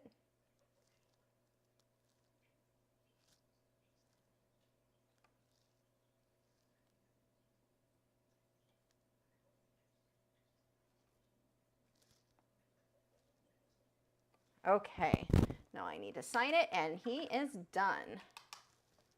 I'm going to sign right here on his chest because this is super. I could sign to where my signature goes with the flow. Do I want to do that? Maybe I do want to do that. I think I do. Okay, I lied. I'm going to do that. I am going to take my white, thin that out, and I'm just going to sign right along this line. Let's see. We'll do it right there. Too much water.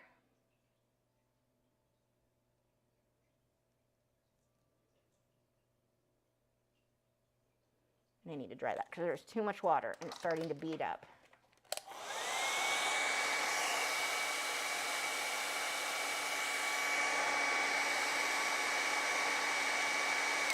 Way too much water. I need to go over that because it beaded up so badly.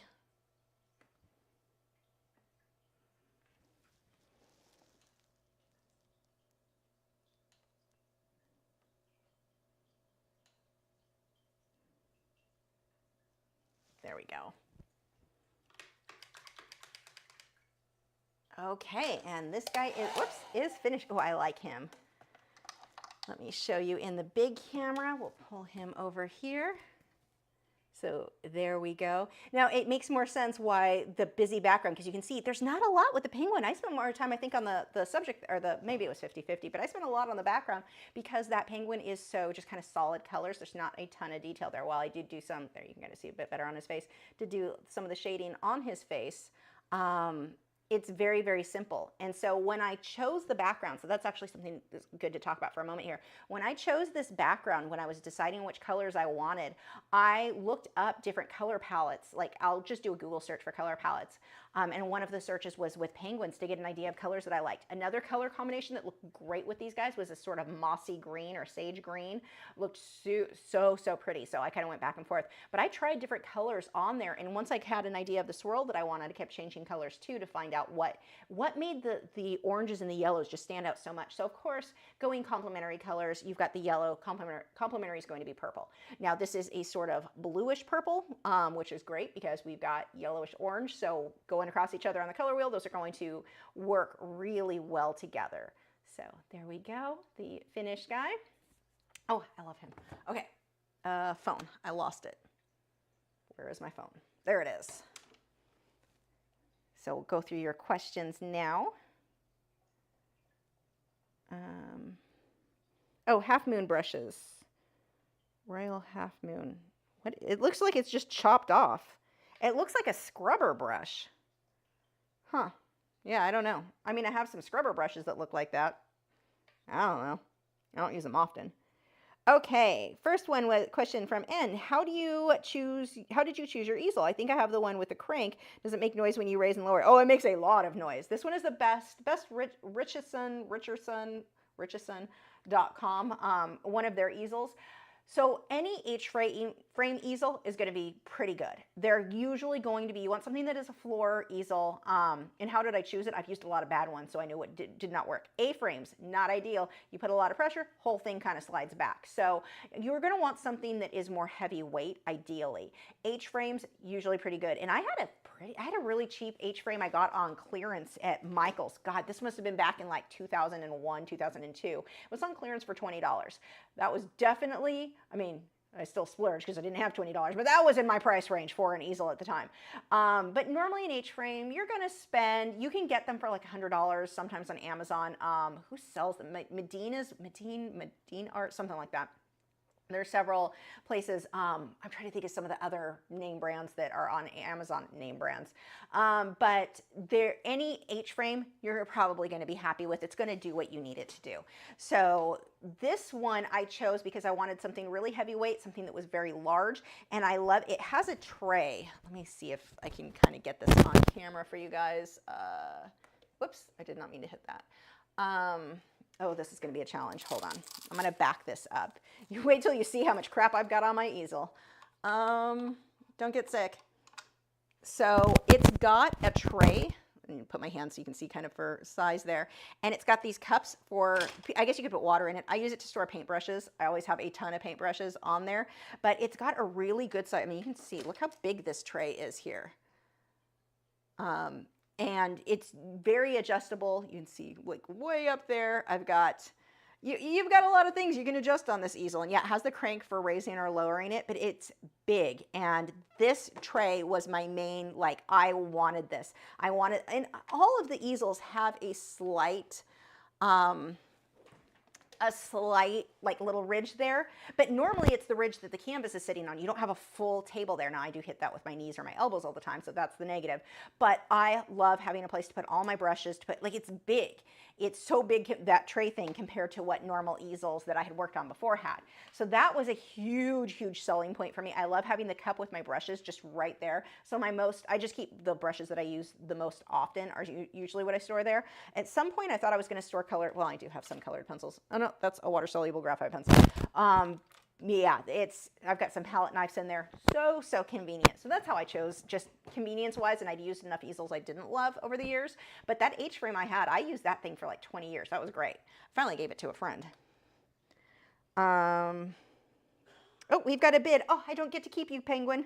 You're going to a home. Yay for whoever gets the penguin. Okay. Allison said, I wasn't sure if you knew, but Pan Pastels have the 20 set you have, but the 20 set of tints is your set with white added. The shades are your set with black added. The extra darks are with more black. I'm not sure what you're talking about, but I should go look and see what they have. I actually don't ever look at other Pan Pastel colors because the ones I have just work really well. So, but I probably should, because there are probably other, I'd like a more rich brown, because I always mix my red oxide and my black. I should probably buy like a nice chocolate brown. So I do need to go look at some. Dina said, in what case would you start over in an art piece? What is your criteria for really needing to start over? Oh, I love that question. Okay, for me, if it's drawn wrong. If your base drawing is not correct and you realize the ears are the wrong, something's in the wrong place, start over. Just start over. Sand it down, gesso it, start over. You need to start with that solid foundation. If your drawing is wrong, it's not going to get better the more layers of paint you add. And that is a mistake I see a lot of people make. They think, well, I'll just fix it I'll fix it in the next layer. I'll fix it when I keep going. No, you won't. If you didn't draw it right in the first place, I promise you it is only going to go downhill from there. That is when I would start over if I realized the balance was off. Maybe I drew it perfectly, but I was like, oh, the head's really small. Like, it's just small compared to the size of the canvas. I should go bigger. So why I design everything in Photoshop first, so I avoid that problem. But I have had that happen where you're like, you get it all in there and everything's good, and you're like, wow, that is just no. Just no. So that's pretty much one of the only times that I will have a student start over is if the drawing was wrong. It's like, I can't do anything from here. I can't fix this because it's just easier to start from scratch. The other time for me, and I guess maybe it's different because it's more about when I have a student start over. That's what I have more experience with, as like I haven't had to start many over on my own. But you know, back years ago before I designed everything in Photoshop first. But I would have them start over if they started with another teacher using weird tech, like if the brush strokes were just not where they wanted the end result to be, they were doing a ton of dry brushing, let's just start over. Or if it's too textured, they're doing a lot of spongy, you know how I was talking about where you're just sponging at the canvas like toll painting, we're just going to start over because you built so much texture, physical texture on that canvas, not visual, like I can feel it. If I can feel it, it's too much. You built so much on there, it's just easier. Let's just sand it down, gesso it, let's start over. Or just get a new canvas depending on how expensive the canvas was. It may be cheaper than the amount of gesso it would take to cover some of them. But those are going to be my main two on these. This is when we need to start over. I have even finished a painting when I put a hole in the canvas, so I'll even finish it then. But that technically would probably be a good place to be like, oops, need to start over. I've not had that happen with Fredrix canvases, but with some cheap ones I had gotten from Michael's, Hobby Lobby, Aaron Brothers, when that was a thing. Yeah, those were, I put some holes in canvases on accident, or something hit it and it ripped because cheap canvases. So yeah, those are my main criteria though. If you don't have a solid base foundation and you start painting, it is not going to get better. It's not. Let's see. Nate said, watching with my kids tonight and they were wondering how long you've been painting. I started painting with acrylics probably in, when would that have been, 1994? And I started a couple years later taking it more seriously. I've been drawing my whole life, but like painting with acrylics, I would say 1994. I'm old. Tell your kids I lived before cell phones were a thing. That guy lived before tapes were a thing. I remember 8 tracks. Barely. I was young. Let's see.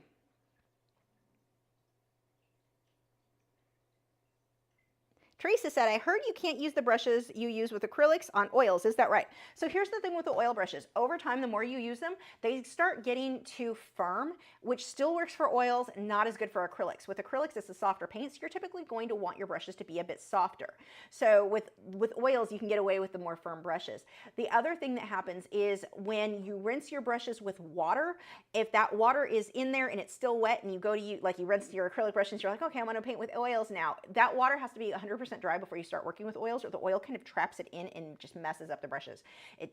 Some of those I've seen like months later, the brush never recovered when water, and I mean that can happen when you're washing your brushes with water anyway, but that's certainly kind of a concern. I mean, I guess if it's dry, it doesn't really matter. Now, that said, I have taken, if the oil paint on the brushes is 100% dry, you can grab it. Like there are times that I have brushes, I'm not sure which set I grabbed from. If it's completely dry and the brush looks good enough, I can use it for either.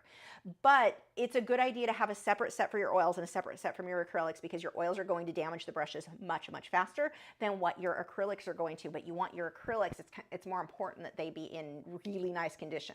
Now, when you do have brushes get damaged, save them. And I have, like some of my brushes, like this type, if these I've used for oils and they start getting really stiff, I will sometimes steal those and permanently use them for my acrylics, because being stiff works better for the uses I use this brush for. Who chewed on the end of this cow? Somehow I have a feeling it was the bad cow. That was not. Anyway, so I don't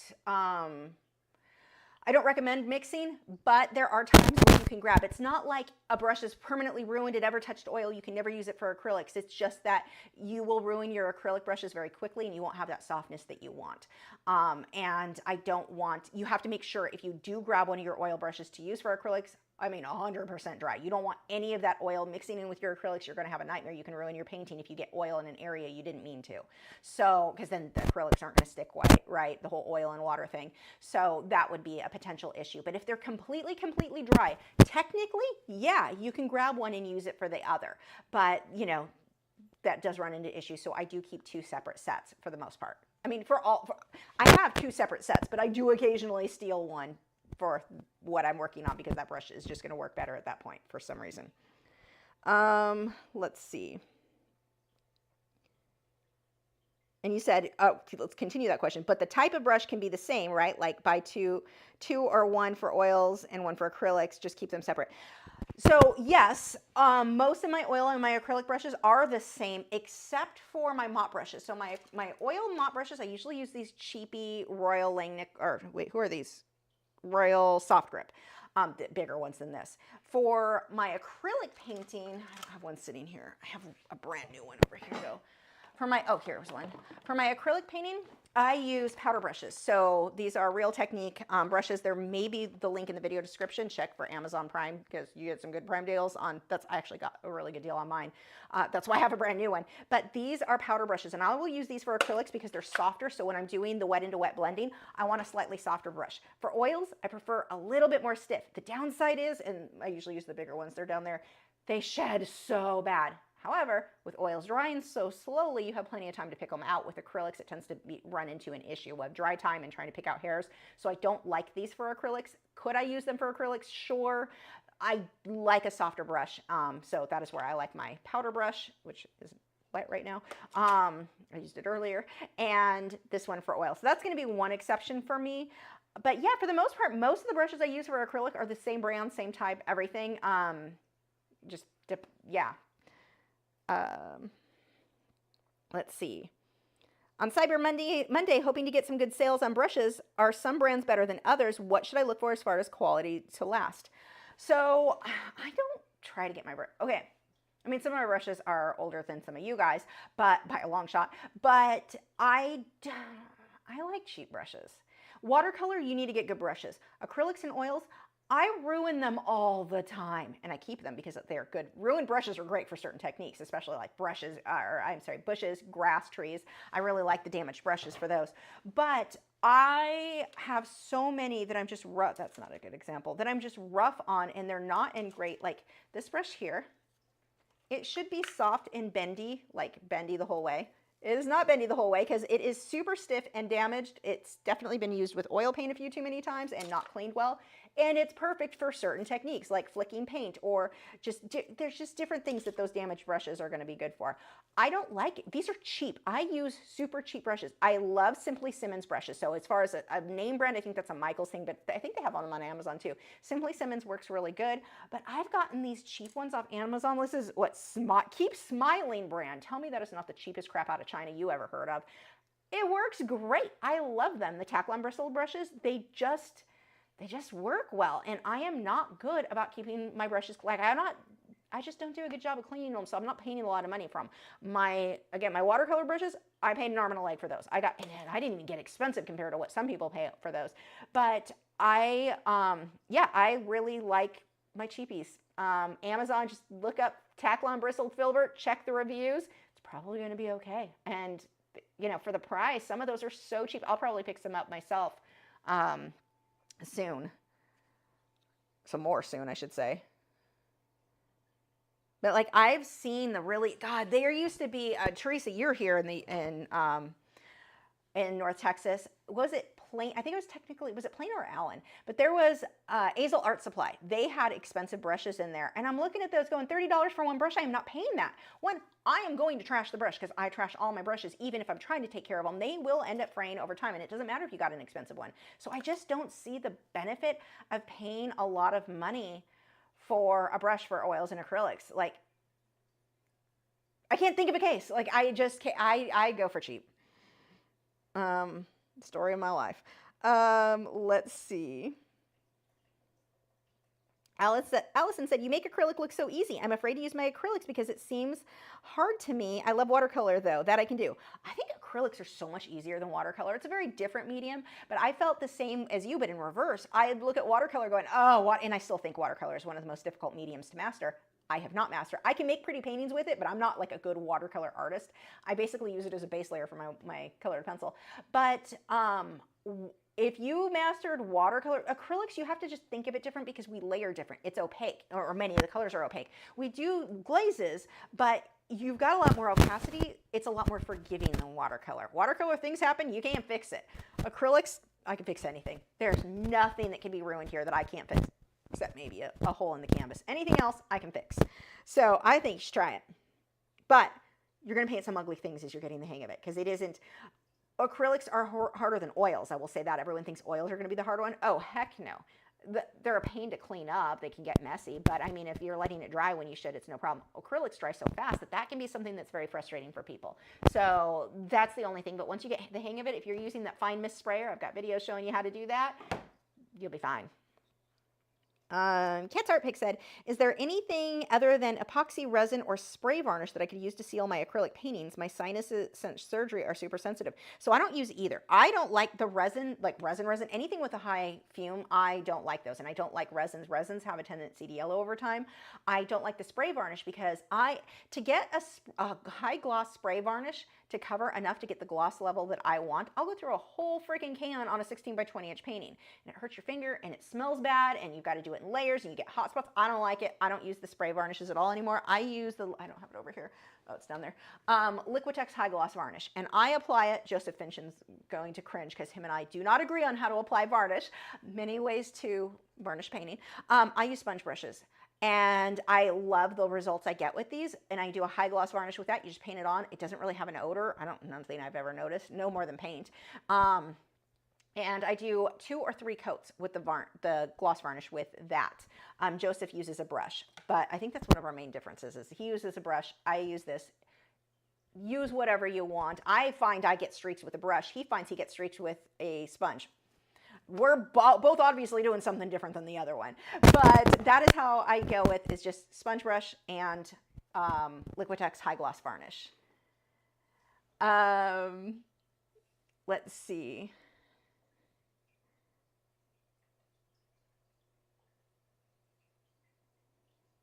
Ellen said, I know you prefer Liquitex Basics, but do you have any tips on using Winsor & Newton Galleria or Grumbacher Academy acrylics, since I'd like to use older unused tubes before getting the basics? So the thing with those, they have a higher gloss, and they're good paints. There's nothing wrong with using them. They're definitely good paints, but they do have a gloss to them. So like where I use the tracing and transfer paper on this, which you can still bid on, by the way. I love how he can't. I need to get good photos of him before I varnish him because, oh, he's going to look so pretty varnished. But, oh, I really like him. I'm so doing something like for myself with that kind of background because I'm loving that. Anyway, where was I going with that story? So, oh, yeah, you could bid on him. Link in the description. Bidding is over soon. What am I going with? Oh, I skipped another question. I'll have to go back up. But let's see. Those paints, the way that I did the tracing and transfer paper method doesn't work great for them because they're so high gloss. So that's kind of one of the main negatives, and they're difficult to photograph because they're high gloss already. I take photos of my work before I take before I varnish it, so it makes it a lot easier to get a good clear photo without the reflection that you're fighting. That's really the only difference. Other than that, you use them the same. You paint the same. They're good paints. There's nothing like, especially I love Grumbacher's products. Really nice paint, nice texture. Everything's great about it. I use them the exact same. It's just, again, you've got a higher gloss, so the tracing and transfer paper and the charcoal pencil doesn't stick as well. It kind of sticks sometimes, especially if you thinned it with a lot of water. The thicker the paint that you put it on, the more gloss it is, so it gets more of that plastic. Well, it is plastic, but yeah, the pencils don't stick super well. So that's kind of my main issue with those, is just not being able to use the tracing and transfer paper and charcoal, which is how I work. So, yeah, have fun with that part. That aspect's going to be difficult for you. But other than that is like how you apply the paint, all of that's the same. Patty said, what size canvas do you recommend for beginners in acrylics? Big seems intimidating. I can't talk. Big seems intimidating, but small seems difficult to get detail. So 8 by 10 is great. If you are working, like do a study, something small. Don't do something super detailed where you're trying to do a whole tiger's body. It's going to look terrible. Do an animal's face, or do a study of just the eye, like super zoom in. Do macro photos where it's like just a detail of a leaf or a flower petal, not necessarily, I mean, you could do a whole rose on something like that. 8 by 10 is good. I don't recommend necessarily smaller than 8 by 10 unless you're going to be doing just a small study of something. Now, I would not recommend going bigger than 16 by 20. 11 by 14 is kind of a nice in between. 16 by 20 is pushing it because now you're getting into, the problem with acrylics is that they dry fast. The bigger you go, the bigger section you're trying to fill in and keep it wet before it dries. If you've got your fine mist sprayer, that is going to make it much easier. You're not going to have as big of a challenge in that case if you just lightly are keep spraying it to keep it wet so you have time to blend.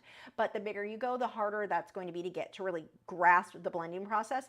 I normally would tell students for most things 11 by 14 is just a nice in between. 8 by 10 to 11 by 14 I think are good sizes to get started on for your first few paintings. Fran said, I love the cat you did. I tried one with colored pencil, ended up using pastel pencils. I'll keep trying because I do get tired of the pastel mess and being able to work anywhere. Yeah, pastels are definitely messy. That's certainly a downside. The pan pastel's not really barely any fall off with that. But the pastel pencils, oh yeah, that's definitely a messy one. Thank you. I was excited with that guy.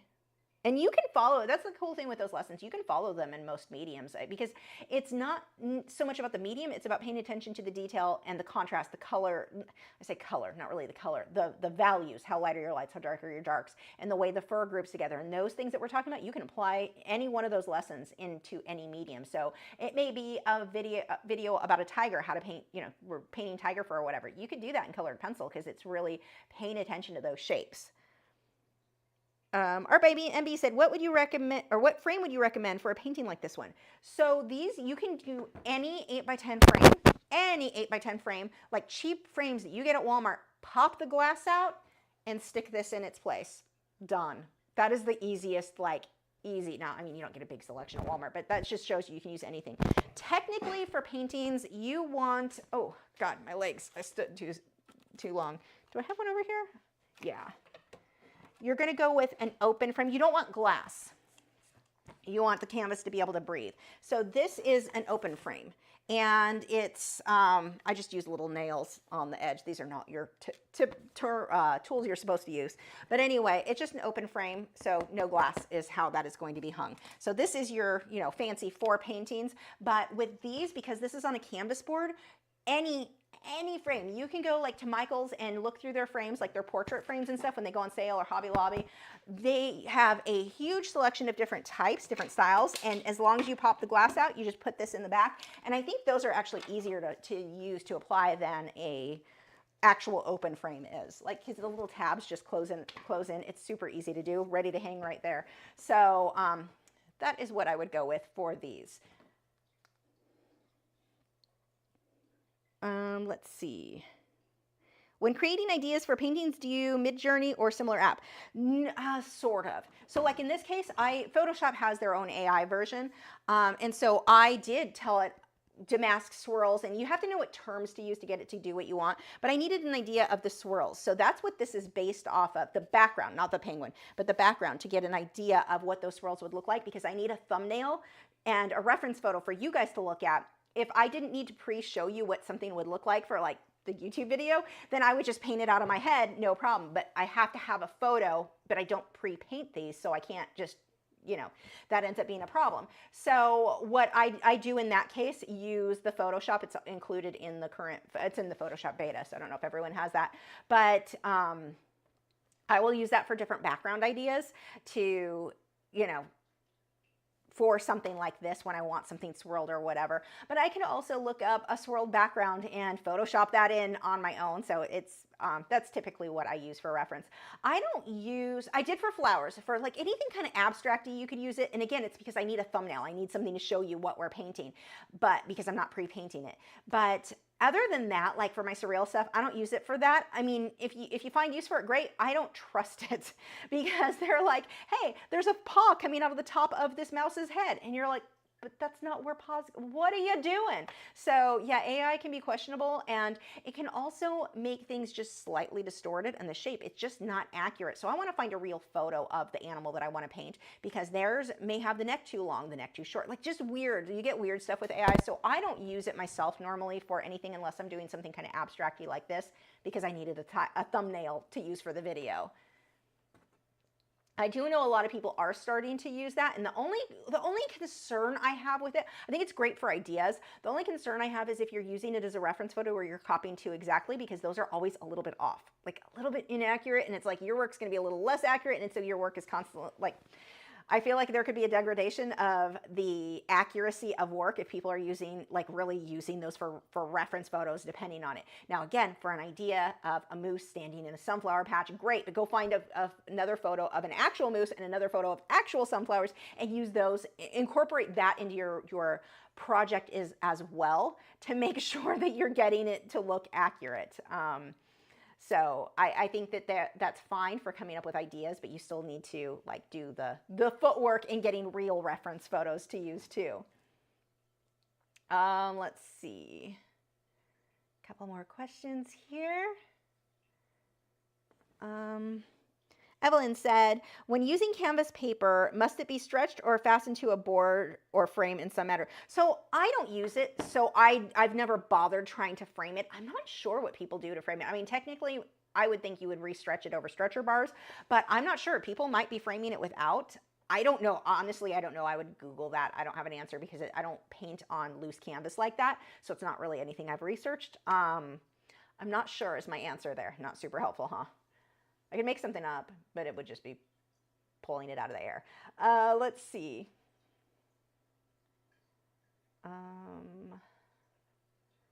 Ellen said, oh wait, I had that one. Tessa said, how is the best way to clean your paintings when it's on the wall a long time? They can get dusty, feather duster maybe. I just take a cloth, like a microfiber cloth. Well, it depends on the painting, because I've had some paintings that had a bunch of texture on it, and a microfiber cloth is just going to stick to it. So yeah, feather duster would be a good idea. Just normally for me, because mine are all like super smooth, besides the one that had the texture, then I just use any like plain cloth, no cleaner at all. Just wipe it down. And I do that with most of my paintings, most weeks, with, or like my Swiffer duster thing, that can lightly go over my canvases safely. If you do it all the time, it's not a problem. If you had an issue where it was like in a home with a smoker and you have to remove the varnish and it's a whole thing, I can't help you with, because there is a whole process that I do not know. But for like just everyday cleaning, normal dust, my Swiffer duster goes over the frame and the painting really quick, or a fabric, like just dry cloth. Like a t-shirt would be a good one, like something like that. Let's see.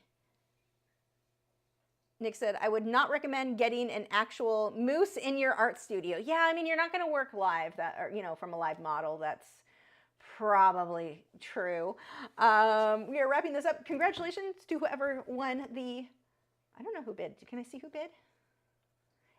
It shows me like a few names on it. Yeah, I don't know who that is.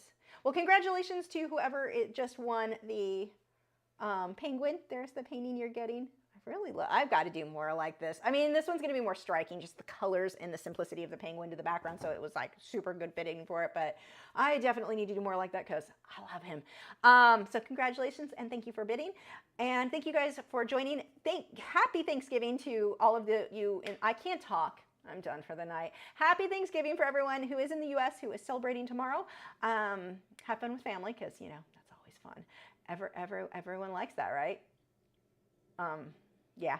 Let's see. Actually, it depends on who all's going to be there tomorrow. If it's just my in-laws, we're great. That'll be a great time. If the neighbor comes, that's a whole other thing. Let's see.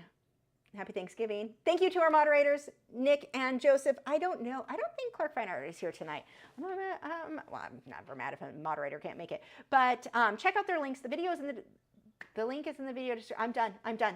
The words are not coming out in the order they're supposed to. Check out our moderators' channels. Links in the video description. Thank you guys so much. I will see you next week. I have no idea what we're doing next week yet, but that is it. Have a good Thanksgiving. Bye.